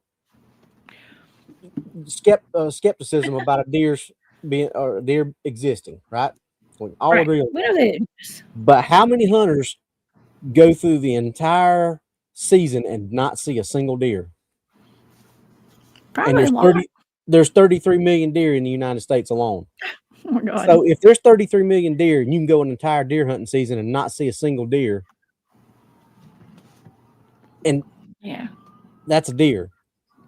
What can something that's way more intelligent than a deer, that doesn't want to be found, that has all that land to hide on, why is it so hard to believe that they can just not be seen if they don't want to be? I don't. You just have to want to keep your head in the sand. It's easier to believe that they exist than it is to believe that this is a hoax that's been, elaborate hoax. Well, think about it in terms like that. If it was a hoax, how big of a corporation and how many people would it have to employ to keep a hoax going like this? Because every First Nation tribe has a story about creatures like this. Every major civilization on every continent has a story about something like this. So for that hoax to have been perpetuated for as long as it had, this would have to be something that's going on for thousands and thousands of years, and nobody's ever come forward and said, "I was in that." I'm pulling the plug and I'm the whistleblower on it. That's never happened. So when you start looking at it and thinking about it in terms like that, it's easier to believe that they exist than it is to think it's a hoax. That's true. I agree with you, Robbie, on that. And let's see, Muriel Dark Flame, thank you so much for that super sticker. Awesome data. The Wampus Cat sensed you were there. I saw that comment. Thank you so much. Yes, they may have actually. And see, Andrew had asked, did they see you when you're remote viewing? Yes, maybe they do. Sometimes they may. I don't know. I can cloak too, by the way. Okay, so I do have cloaking abilities when I'm remote viewing. So, but thank you for that so much. And so you know what, Robbie, a friend of mine contacted me the other day, and he was like, "Hey, JJ," he's like, what do you know about Teddy Roosevelt and Bigfoot? I think he said something about Teddy Roosevelt and designating all that land as national parks and the Bigfoot connection." And I was like, well, I know a little bit. I've done some shows on it, and Robbie, I know you've done some shows on it, but I told him we're getting ready to do another one Saturday. I think that's what our show Saturday is going to be about. That's fantastic. Well, I told him, I was like, well, just look up the concatenated order of the hoo-hoo. That's what I told him. Are you familiar with that? Oh yeah. Yeah. Oh yeah. We may have talked about it, but yeah, we've done probably, and this is the funny part about this. We've probably done in 3 years. We've probably done 5 shows on that. And about 6 months ago, I was flipping through YouTube and I saw a video by this channel called Lore Lodge, and they did a show on it. And it just done a show about it. Yeah, they had like 107,000 views on it. And I'm like, we started talking about that 3 years ago. And we 100% believe that Teddy Roosevelt was Bauman. And there's so many things, so many little red flags that pop up on that. I mean, first off, there was never a first name. It was always Bauman. Second thing, that's the only sighting. Every other story in that book was about hunting. It was not about cryptids or anything like that. That's the only story in that book that had anything to do with cryptids. Third, I have been a cop for almost 30 years, and I have never, ever, ever, ever gotten a statement that detailed from somebody who witnessed something. You have to literally suspicious. You literally have to drag it out of people most of the time. Yeah. Fourth, that's funny. Nobody ever came forward and said, "Hey, I'm Bauman." If the president of the United States, after he won the presidency, and that book was out, if you were Bauman, would you have not gone to a bar and said, "Hey, that was me that the president was talking about," and just to have people buy you drinks because you were in the book that the president wrote about? But nobody ever came forward and said. And here, one of the most telling things, Teddy was on the sculling crew at Harvard. The Skull and Bones? No, the sculling crew, the little boats, the little narrow boats that they rode. Guess what Teddy's position was? The bowman. He was the bowman, and that was his nickname. He was the bowman on their crew, and that was his nickname, was Bowman. Oh man, good thing when I played rugby, I was too tall to be the hooker. Yeah, I'm just kidding, y'all. It's a position in rugby. Yeah, if you know, you know. The cryptid hooker's got a whole different ring to it than the cryptid huntress. The cryptid, that's never gonna happen. I know. Oh yeah. Man, I can see this being a sound bite. Good Lord, have mercy. Dang it, Robbie. No, he went wicked. He went to Harvard, and he was. He may have been on Skull and Bones in Harvard, but he was on the sculling crew, which is those little narrow, skinny boats that they rode. Yeah. That was his. In his position was Bowman. That is too funny. Yeah, well, it's kind of obvious then in that case, I think. And oh yeah, I mean, you know what really tickled me is my friend was asking me because his daughter, who's in high school, was doing a project for her classroom on things that were like conspiracy theories that are probably true. And so that was actually the topic, which I think is fantastic, Robbie, because just think about it. If we have more kids and more public school systems that are going out and doing, just bringing awareness to this stuff, and maybe not even trying to make people believe that this is right, but just planting the seed that this is why we have these national parks.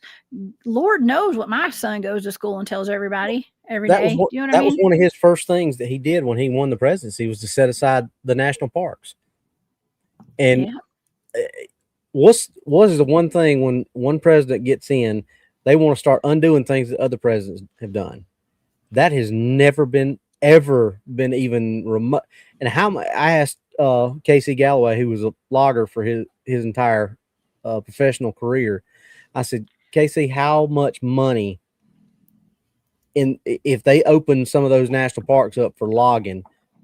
And he said it's probably trillions of money in logging, but that's never. It's just like, nope, can't touch that. Why? No. Yeah, why? Because the concatenated order of the hoo-hoo says you can't. And 2 seated U.S. presidents have been the president of that order. Huh. Teddy and Woodrow Wilson. Bobby. Well, it's a secret society of lumberjacks, right? Mm-hmm. Yeah, that's exactly what it is. It's a secret society to protect the Ozarks howler. Mm-hmm. And the Bigfoots. And the dogmen. Well, the national parks, I think, is what set aside for Bigfoot and Dogman. The concatenated order of the hoo-hoo was specifically for the Ozarks howler.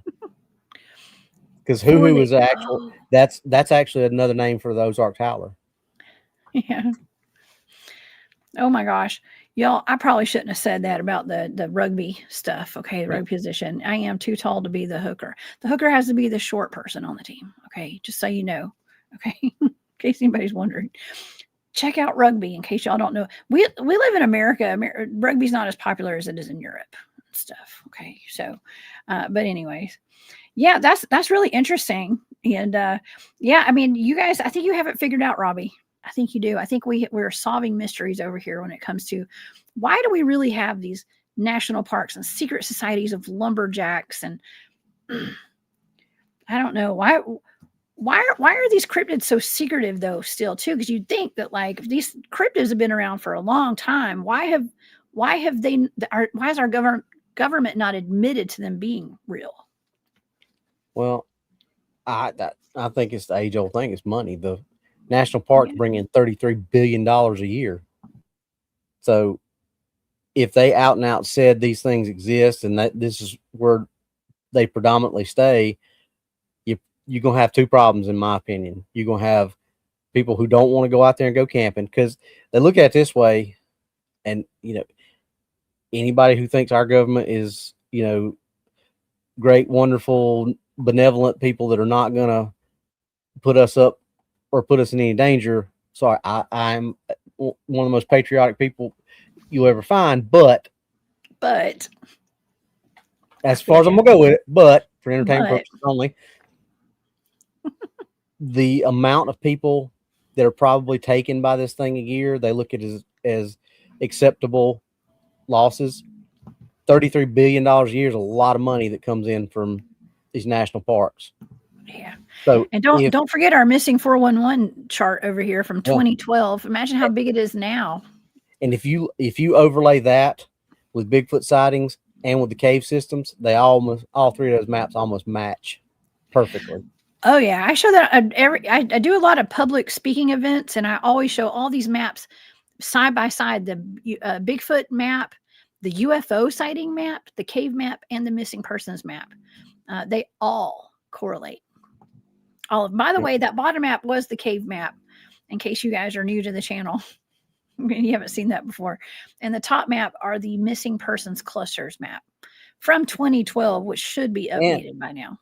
Well, but even if you think about that, the missing 411, Pilates, he cherry picks the ones that specifically meets the criteria that he's looking for.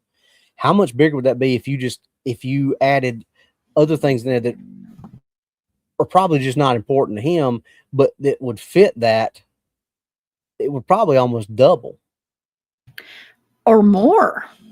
I would think. Well, NAM USA lists, I think last year was 600,000 missing persons in the United States. 600,000 is a lot, but that's a small number. That's because think about all the homeless, the transient population, that they ain't got nowhere to be missing from. These people that just go walking, through the woods just to be off the main road, just so us cops don't mess with them and, things like that. Yeah. If something grabs one of them, it's probably never known. It probably goes unreported. we got 2 missing people that from the homeless shelter in our city shut down, and we got 2 missing people in the city right now.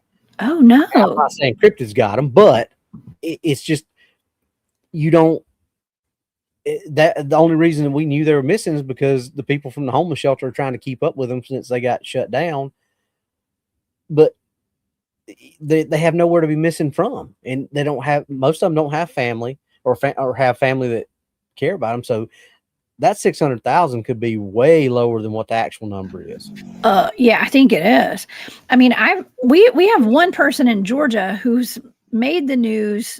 This gentleman has been missing since way before Thanksgiving, and off of Blood Mountain up in North Georgia, and I'm still seeing messages and stuff because I followed his like missing persons page on Facebook, just kind of keep up with it. I mean, there have been hundreds of search people out there, search and rescue people. They finally called off the search for this man. I mean, he parked his car at the bottom of this mountain. He hiked up to the top of the mountain. That was the last time he was seen. No trace of this man, Robbie. No trace. No, it's not that huge of a place. I mean, it's a big place, but it's not that big. He's just gone, just absolutely disappeared. And I'm sure there's still people out there looking for him, but the official search has been called off with no trace. Yeah. I mean, I think all the stuff is connected in some, either a small way or a big way. If you want to say the veils pierce, personally, I think it's just, if you've ever watched those shows that talk about apocalyptic stuff, but they do the time lapse, it doesn't take nature long to take back over when we're not there. So we're out of the woods and out of these places for 3 years, Black Plague of the 20th century. It doesn't take long for these things to move back in. And I'm not just talking about cryptids. I'm talking about just normal stuff that we know about. But we don't have people like Teddy Roosevelt, Daniel Boone, Davy Crockett. We don't have people like that can go back in and push these things back like we did in the frontier days. Mm-hmm. What was that question? I didn't get a chance to. I was going to pull it back up. It was taking up the whole screen while you were talking. So thank you, May. Have you seen that Travel Channel show back in 2015, Mysteries at the National Parks? Because it's interesting. I remember watching back in 2015 and there was no other season.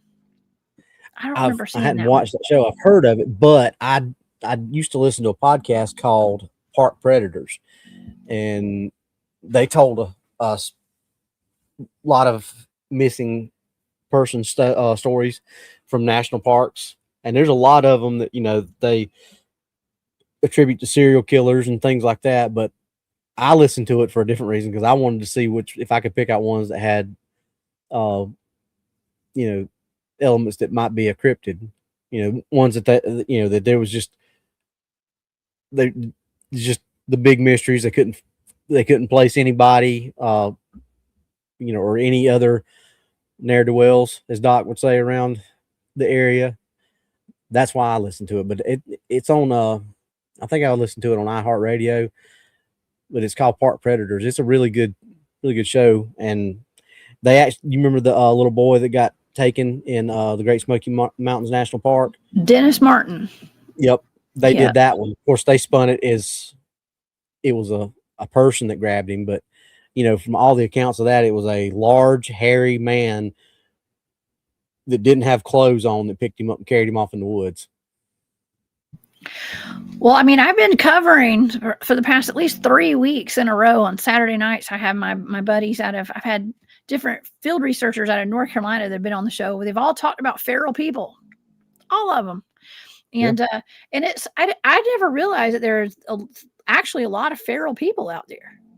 And we're not talking about just off gridders. We're talking about literal, like the hills have eyes, feral people.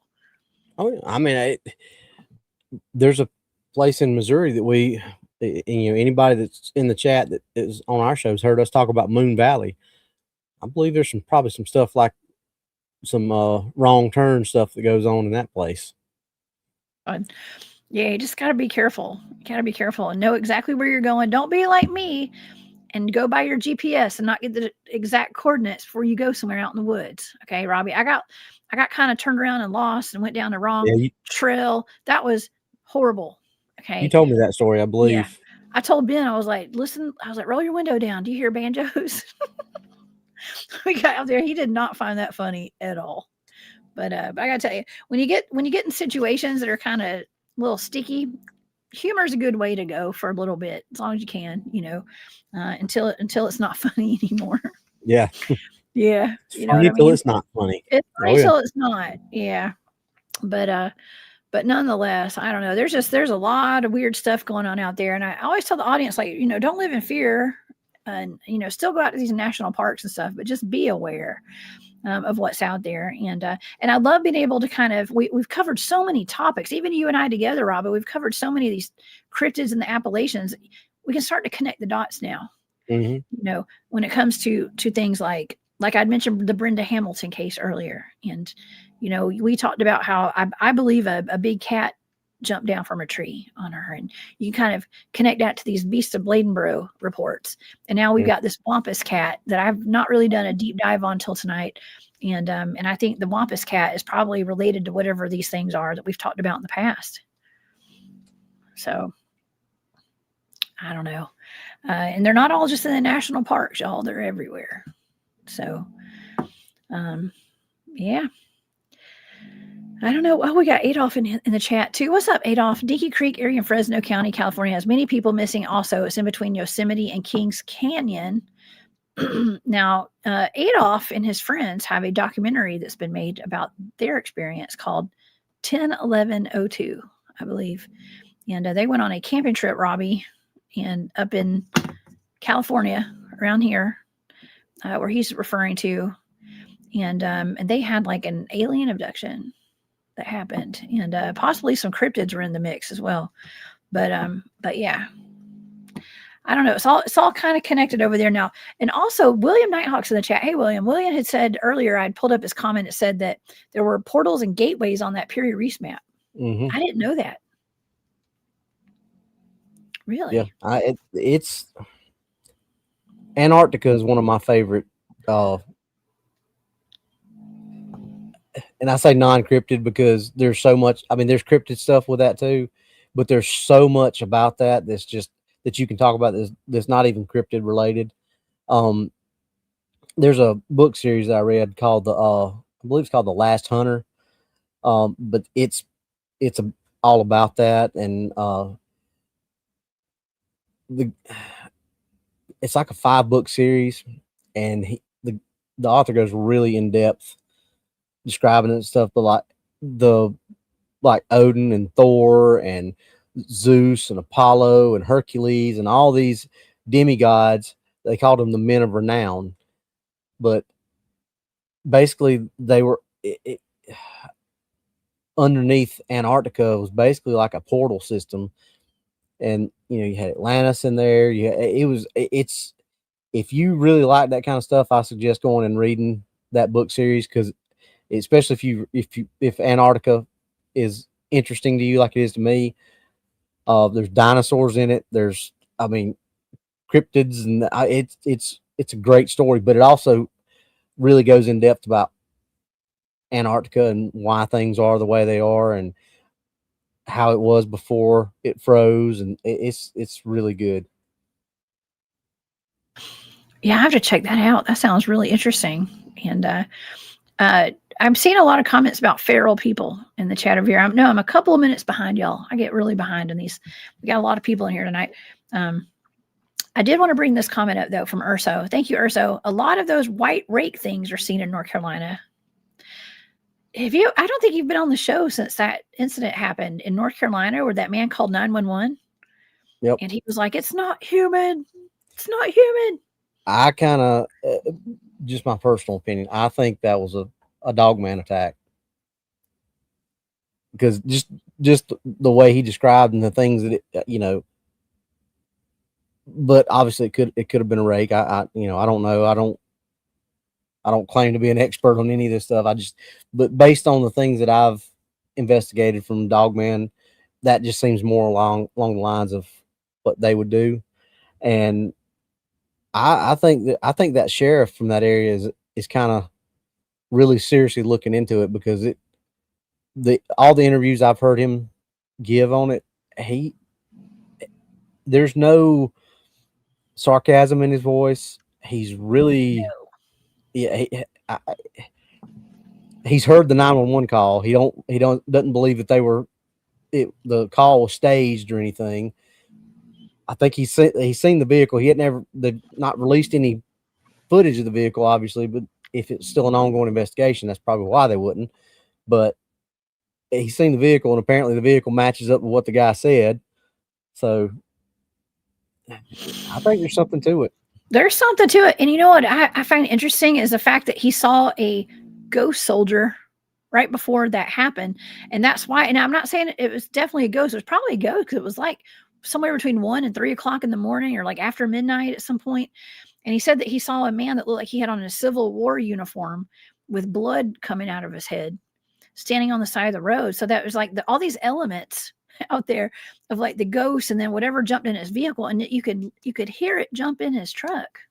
Mm-hmm. I mean, imagine, okay, so the sheriff was like he was not amused by it really. He was just like, no. Imagine, to me, that tells me that this is not the first time this has happened, or there's other stuff going on there. He didn't have an attitude of I'm just writing this off. I mean, he sounded like he was taking everything completely seriously, and that says something right there. I mean, it does, and the fact that there's all the different things are happening there at once. We're talking about portals. Okay, that just sounds like it's either an area of high strangeness, kind of like the places where my teams go out and do our research. My buddy Daryl is on my team. One time he was like, well, this is just a place like the Meadow, for instance. It's a place where like the dimensions just overlap. It's like an intersection of like dimensions or something here, because it's not just like ghosts and Bigfoot. There's dogmen, there's fairies, there's light beings, there's portals, there's all this stuff. And I think there's a lot more places like that around than just Skinwalker Ranch. I think they're everywhere. So yeah, that's what I think. We did some looking into LBL when Johnny and I were there. We went on and went live from there. Was going to be on the show, and for 30 minutes before the show, everything was working great. Pyro had come over, pyromedic, and he was talking to DA. We were talking. Kumbo was standing there. We were all talking. Everything was working fine. Tyler had 88% on his battery of his computer. Everything was great. Show starts 3 seconds after DA says, well, Robbie, tell us where you're at. I opened my mouth and everything died. Tyler's computer went to zero. What? We had to pull a car down and run that had one of the AC adapter plugs inside the car and run a drop cord from the car and keep the car running to get back up and get on. Because Greg had a power supply and it was at 100%. We plugged that back up. As soon as it plugged it up, drained to zero. Oh my God. Well, that sounds supernatural. Something going on out there. Well, while we were trying to get back on, DA actually did a search on it, and apparently there's 3 ley lines that connect in the LBL. 3 ley lines. You know what? Here's another thing that I've got is a ley line map. Now, this is not all the ley lines. Okay, there's more, but these are the main ones right here. And and yeah, if you zoom in and you look up there where the LBL is, there is actually a intersection. 1, 2, 3, maybe 4 actually. 1, 2, 3, maybe 4. There's at least 3. There's at least 3. It looks like maybe 4. I zoomed in, so it looks like maybe 4. That's a lot. That would explain a lot. That would also explain, Robbie, why it is a hotbed for like occultists to go out there too, because I've heard there's a lot of rituals and backwoods cults and stuff that go out there. So that would be another place where the energy would be high for them to like want to do rituals and stuff. I mean, I don't know a lot about that, but I do know that it happens in places like that. So, man, that's interesting. Yeah, I still haven't made it out to the LBL yet. I need to go there soon. Yeah, that's on my bucket list. It is a different experience going out there. Oh yeah. You got any plans to get out and do any more boots on the ground soon? Hopefully if everything works out during spring break, Doc and I are going to go back to Missouri. And we want to go to that Drury Mincy, the place where they saw the feline Obviously, we want to go back to Moon Valley. We want to go back to The Combs felines. Ferry. Yeah, that's the one I was telling you about earlier. That the ones that Missouri Fish and Game opened up on. But we want to go out there, because we're stupid and we'd run into stuff like that. We want to go back out to Moon Valley where I did the wolf howl, and we immediately got a lot of activity. But we want to go back out. DA's got a big Bluetooth speaker. He wants to play that howl from up here.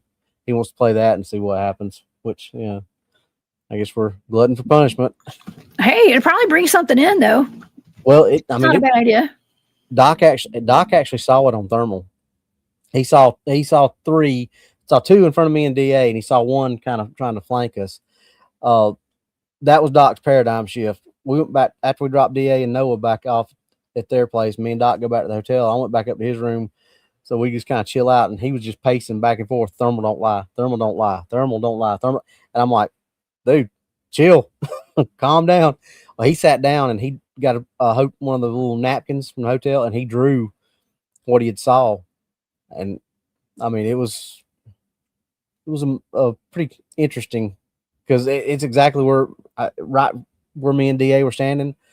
And, we were literally 20, 30 feet away from these things. Oh, wow.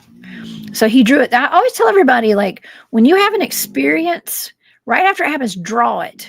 Okay.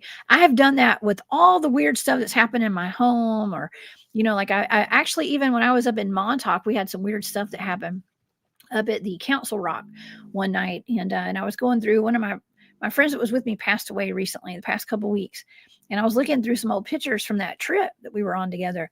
And I saw that I had written in a notebook, and I took pictures of the notebook. Thank goodness, because I don't know where that notebook is, but I have the pictures of what I wrote in my phone. I was like, man, that's genius. I'm glad I thought to take pictures of that, because that's how I will remember, what happened, because it's so fleeting. The things, even when things that happen like in your real life right here in front of you, you can forget the details if you don't write it down. You know what I mean? Especially at my old age. Okay. So that's awesome. Man, that's amazing. That's amazing. Well, I want to hear more at some point about these cat beings in Missouri. That is wild. That's a freaking hot topic headliner right there. And I do love this thumbnail. I still love this thumbnail that we had for the show tonight. That's what I imagine they ran into, something like that out there with them long old claws right there. Yep. I'm gonna make sure and take some catnip. So please do. I know, some squeaky dog toys and some catnip. Yeah. Oh man, I don't know. Man, we live in a crazy world, don't we, Robbie? Yeah. Crazy world. Sure I'm here for it. I'm here for it. Well, thank you for being here tonight. This has been a fantastic time. Of course. Me too. I do too. We have the best conversations. Oh my gosh. We do. Well, Robbie, tell everybody where they can find you. I know you tell them all about your podcast with DA and Doc and the guys. DA, Doc, and I, we are now on the UnX network, so we've backed our time up. So we're now 8 o'clock Eastern, 8 o'clock Central. Yeah, I think it's 8 o'clock Central. We backed up an hour, so if anybody is looking for us at our normal time, you still find us on YouTube and everything like that. But because we're on UnX and they've got shows after that, we had to back our show up an hour. But we're still doing Wednesday nights and Saturday nights on UnX. DA and I are still doing the Monday night shows, although we hadn't had the past couple of Mondays because of each one of us having stuff to do. But Monday night is Monday Night Mayhem, where DA and I are writing a book and allowing the audience to participate and help us write. It is tied in with our universe. There's a lot of little Easter eggs and things that tie into both book series. Once DA gets all that finished, you'll be able to find all of our books on the Nightmare Hunters. Right now, it's just kind of like a little information dump. You can still find DA's books on there, but it's going to have links to Dark Angel Medical. It'll have links to all our other affiliates. You'll be able to get DA's books, my books, all that stuff. But right now, you can find a little information about both of us and about the show. But Mondays, Wednesdays, and Saturdays, on YouTube or iHeart, Spotify, all the pod. It's on podcast now because we're live on that too. Which is funny.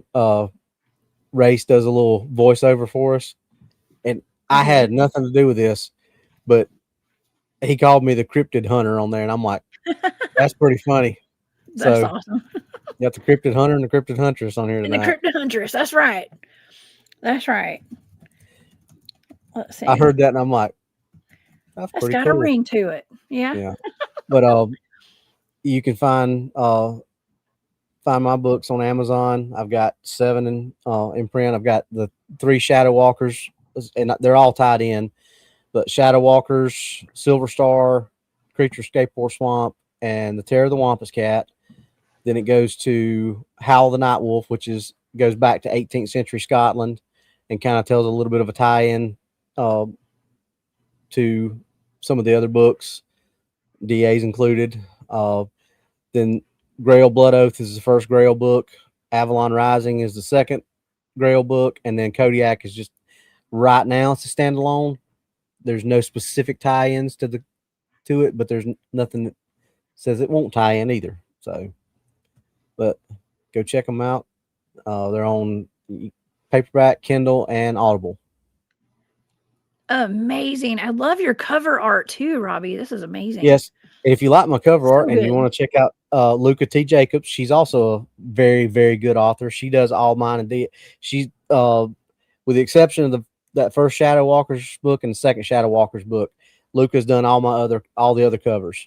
So she's amazing. She writes really good books too. She's got she and I usually both stay in the folklore mythology category. Go check her out. She's amazing. She's been on the show a couple times, but she does my formatting and stuff for books and does mine and DA's covers. So if you like those covers, that's Luke. All that's Luca's work. She does a really good job. I love it. I love it. So yeah, you guys please go over to Amazon and get your copies. They make good Christmas presents. They sure do. Oh my gosh, they make great Christmas presents actually. So yeah, and also congratulations. I did hop in your chat when you guys hit 10,000 subscribers, and I went and say congratulations. So congratulations on that too. I think awesome. 10,030 now is where we're at as of last night. Hey, that's awesome. Congratulations. Man, that's great. I know you changed the name of the podcast. It used to be DA Ex Machina. Okay. Well, and I know our audience knows that. The story with that was when DA and Steve first started it, it was pretty much specifically about the books. It was about DA's books, and it was just for them to talk to other authors. But the channel has grown. Things have, shifted. And he got us all together one night, and he said, "Look, it's not just about me; it's about all of us." And obviously, the Nightmare Hunters are what from Dark Frontiers. That's what the guys are called. They're the Nightmare Hunters. Declan, Doc, Jed, Josiah. Well, Declan's pretty much based on DA.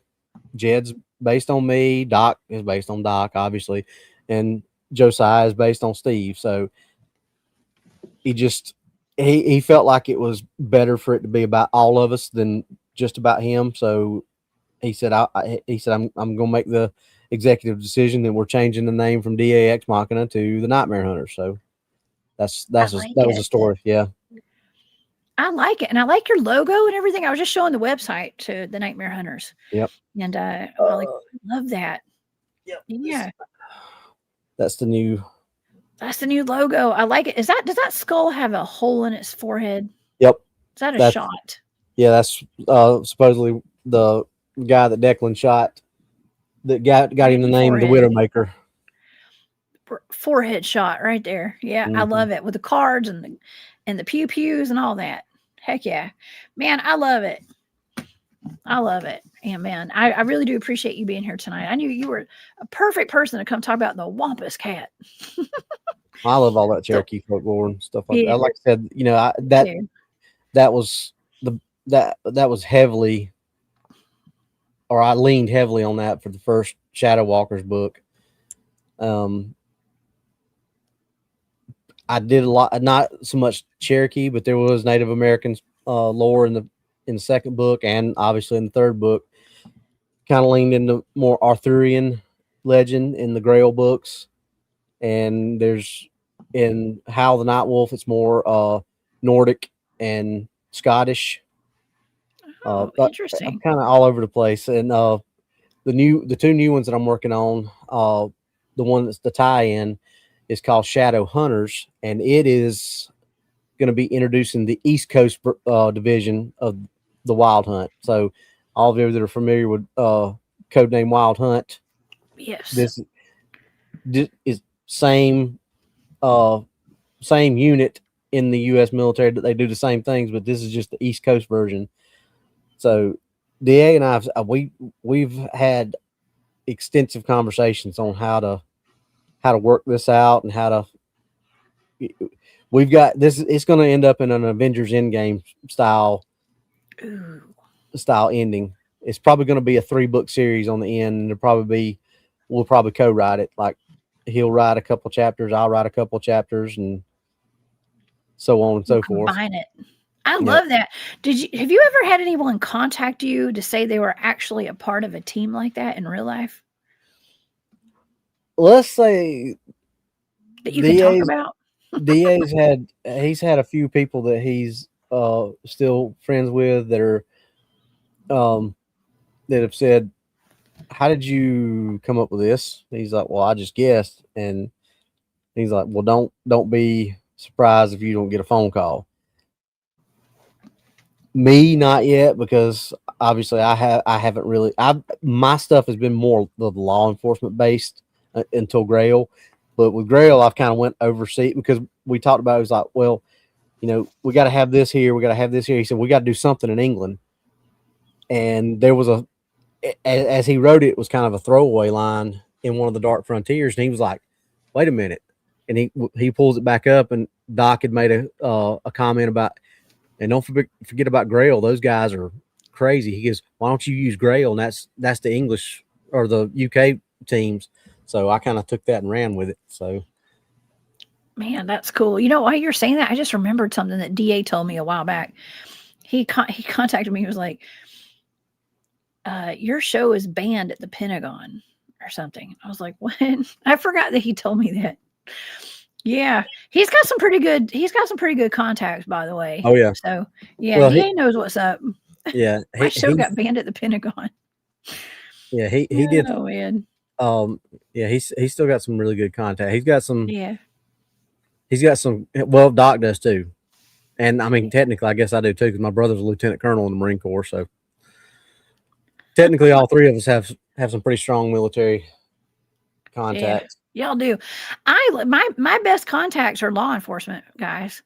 Those are the ones that get the calls. They got the inside knowledge on stuff, and they know everybody, so they know the area. And it's a privilege to have friends who are law enforcement officials. Just saying, when it comes to being a cryptid field investigator, it's important to have those contacts. I'm just saying. Robin, you need to hold that thought because the patch has been made. I don't have any physical yet, but the patch has been designed. Let's put it that way. Oh, the Wild Hunt patches. Patches are a great thing. I need to get, what? I just came up with a brand new design. I just had some hoodies. Well, I shouldn't say that because it's Christmas and I bought some things to give out for Christmas gifts to my family. But I have some new designs with the Cryptid Huntress, and I need to get some patches, man. I need to find out if anybody's got a good patch company. Y'all hit me up and let me know because I need to get some patches made. But anyways, man, Robbie, do you still got your Lone Wolf Customs? You still doing that? I still do a few things here and there. Hang on, I'm gonna if you want to put this in the chat, I'm gonna send it to you in your messenger. Okay. If you want to put that up, that's the concept patch for the East Coast version or East Coast division of the Wild Hunt. Okay. I'm gonna have to get on my Facebook. You said Facebook? The messenger, yeah. Yeah. Okay. I just gotta log in. We'll put it out there. We'll put it up on the screen. I have multiple computers going right now. I need all I can get. Yeah, I know the feeling. Yeah. Yeah. I don't know if it's even come through yet. Let's see. Yeah, patches are awesome though. Man, that's what I need. Because you know what, you get like a patch and like get a just one hat and change the patches out and stuff, right? Put them on your backpacks, put them on your field pack. Oh, I'm sorry. Whatever. I sent it on text message, and apparently I thought I said messenger, but I said must type message. So it's in your it's your text message. Can you still do it that way, or do you need me to send it to your messenger? No, I can do it this way. Okay. Apparently, the author can't read. Hey, you know what? I've started having to get glasses out to read these days. Like I literally have to have glasses to read now. And I do too. It's like I used them a couple of times and now I can't stop using them. It sucks. I don't know what that's about. Okay.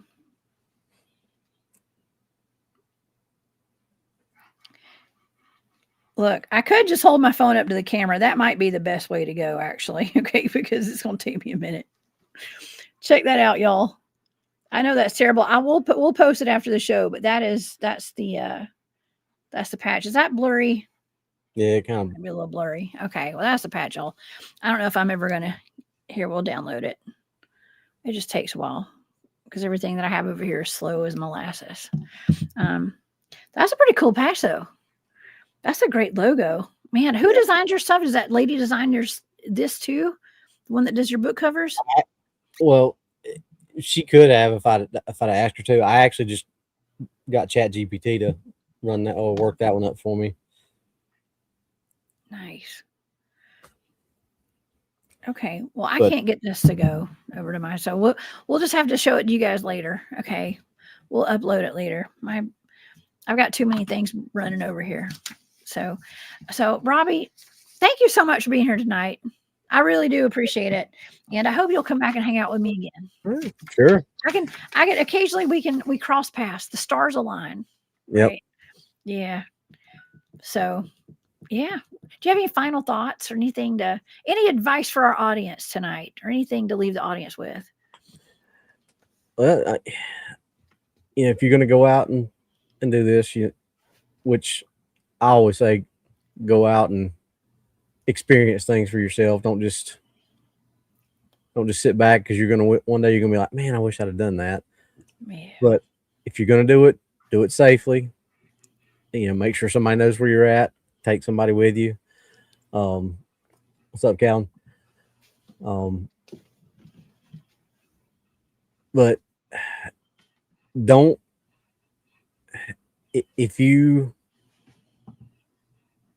let somebody else dictate how you think. If you feel it doesn't matter what I think, doesn't matter what Jessica thinks, doesn't matter what anybody else thinks. If you feel one way or the other, like Jessica and I are great friends, but we disagree on certain issues, but we don't let that stop us from being friends and having discussions about it, because it doesn't matter, because nobody's an expert on any of this. Until they're a known species and they're studied, and nobody. So if anybody tells you they're an expert, they're trying to sell you something. So. And we're laughing behind the scenes at them if they think they're an expert. I'm just saying. Exactly. So so just because somebody has a different opinion than you doesn't mean that you're wrong, doesn't mean they're wrong. It's just everybody's got different opinions on things. So go out and form your own opinions. My opinions are based on what I've experienced when I've been out in the woods, and I've been out in the woods looking. I've been out with Jessica, or looking the wrong way. I've been out with Jessica, and we were both out there, and we both experienced the same thing, but we still have differing opinions on, especially our second one, about what it was. And we were both standing there experiencing the exact same thing. So that just tells you people perceive things differently. And so don't let things like that weigh you down or stop you from forming your opinions, going out and having these experiences. That's right. And don't be afraid to talk about it. I held my first encounter in for 40 years before I finally started talking about it, because I didn't want to be, oh, he's crazy. But you know, it is what it is. I know what I saw. I know what I experienced. I know what Jessica and I have experienced. And whether, you know, we might have a little bit of a difference of opinion on what we think it was, but we both can agree that there was something that was there was something coming down that hill the second time. After what it was. Could have been a Bigfoot, could have been Dogman. I think it was Dogman. Jessica says she felt like it was Bigfoot. I don't know. It was so dark, though. It was not a good feeling. It wasn't like before. Yeah, exactly. It was something different. Whatever it was definitely different from the first time we were there. Yeah. Yeah. And it just because you have different opinions, and there's so many people in this field that that's all they want to do is argue. And if you don't have their opinion, then, you know, you're wrong. That's not true, because, you know, just because every experience I've had leads me to believe one way, that doesn't mean that there's not things out there that are different than what I've experienced. I've never had a paranormal experience, but that doesn't mean that stuff's not out there. So, you know, I've had people look at me and say, well, I believe in aliens and ghosts, but I don't believe in Bigfoot. Well, how can you be so closed-minded to believe something like that exists, but not something like Bigfoot? You can't be that way. You have to have an open mind when you're in this field. And that would be my biggest thing to say to people. Yeah. Well, that's what I appreciate about you, Robbie, is that you got an open mind about stuff. Even if you have been in the flesh and bone camp for so long, I understand. I'm just kidding. I'm just kidding. But I know you're kidding, but you know as well as I did. I've told you many times, the first time that I have an experience that shows me something different, I'll be the first one to say, you know what, Jessica, you're right. I respect that. I respect that. You remember all the times I was like, have you seen an orb yet, Robbie? Do you see an orb? I actually have seen. You have seen an orb now. So but I don't. I still don't know exactly what it was. I don't know if it was a UFO. I don't know if it was gas. Paranormal. Refracting off Mars. I don't know. I know that I saw something. But when I was with Mary Ann down in Missouri on that BFRO thing, we were out there looking for Bigfoot and sat there for almost 3 hours watching a light do all kinds of weird stuff across. And I don't know to this day what we were looking at. I know what we weren't looking at, but I don't know what we were looking at. We weren't looking at an airplane. We weren't looking at a drone. We weren't looking at a helicopter. It was a UFO. You're looking at a UFO. It was unidentified. It was unidentified. It was flying, and it was definitely an object. So, yes, we were looking at a UFO. Well, I love it. I just love getting out in the woods. I don't care. Just whatever happens. And I love experiencing that stuff. And I'm super happy that you and I have gotten to have some really crazy experiences out there together. And we've been able to come back and talk about it. And hopefully we'll do it again soon. I was about to say, we need to get out. Yeah. You know, it'd be so easier for me and you to get together and do stuff, you know, other than driving 12 hours because we're only what an hour away from each other. A couple hours is nothing. Well, you're an hour away from where we went out in the woods. I'm about 2 hours from there, so it's not that bad. That's a day drive. You know what I mean? Oh yeah. Yeah, for sure. Well, we'll plan on it. Okay, especially when the weather gets a little bit cool. I mean, warmer. I was gonna say cooler. Yeah. Doesn't need to get much cooler now, but yeah, we'll plan on it for sure. We got the Georgia Bigfoot Conference coming up in March. Maybe we can meet up then in Clayton. Yeah. Okay, so we'll plan on it. Okay, but well, that'd be the third year in a row, so we need to make that. It would. Heck yeah. Colleen, thank you so much for that super sticker. That is so sweet of you. I appreciate that. Thank you for your support. And I want to thank everybody tonight who gave super stickers, Colleen and Muriel, and also Nathan. Thank y'all so much for all the support. It means the world to me, y'all. That is so sweet. And yeah, so thank you so much for being here tonight, Robbie. Again, it's always fun. Come back and see me. Y'all go over and subscribe to the Nightmare Hunter podcast. Look up Robbie Jed Rains on Amazon. Get his books. And y'all come back and see me. I'll be back here on Saturday night. Robbie's got a show Saturday at 8 p.m. Eastern. I've got a show at 10. Y'all come see both of us. Please give my love to DA and Doc and all the guys over there. Tell everybody I said hey. And yeah, and we'll see you. I'll see y'all online next time. Everybody have a wonderful night. Hope y'all enjoyed the show, and hope you learned a little something about the Wampus Cat. And if you want to see the data, y'all can join my Patreon. So thank you guys to all my Patreon members and all my Hunt Club members and everything. Y'all have a wonderful night. Please stay safe out there. Don't live in fear. we'll see you next time. All right. Bye, y'all.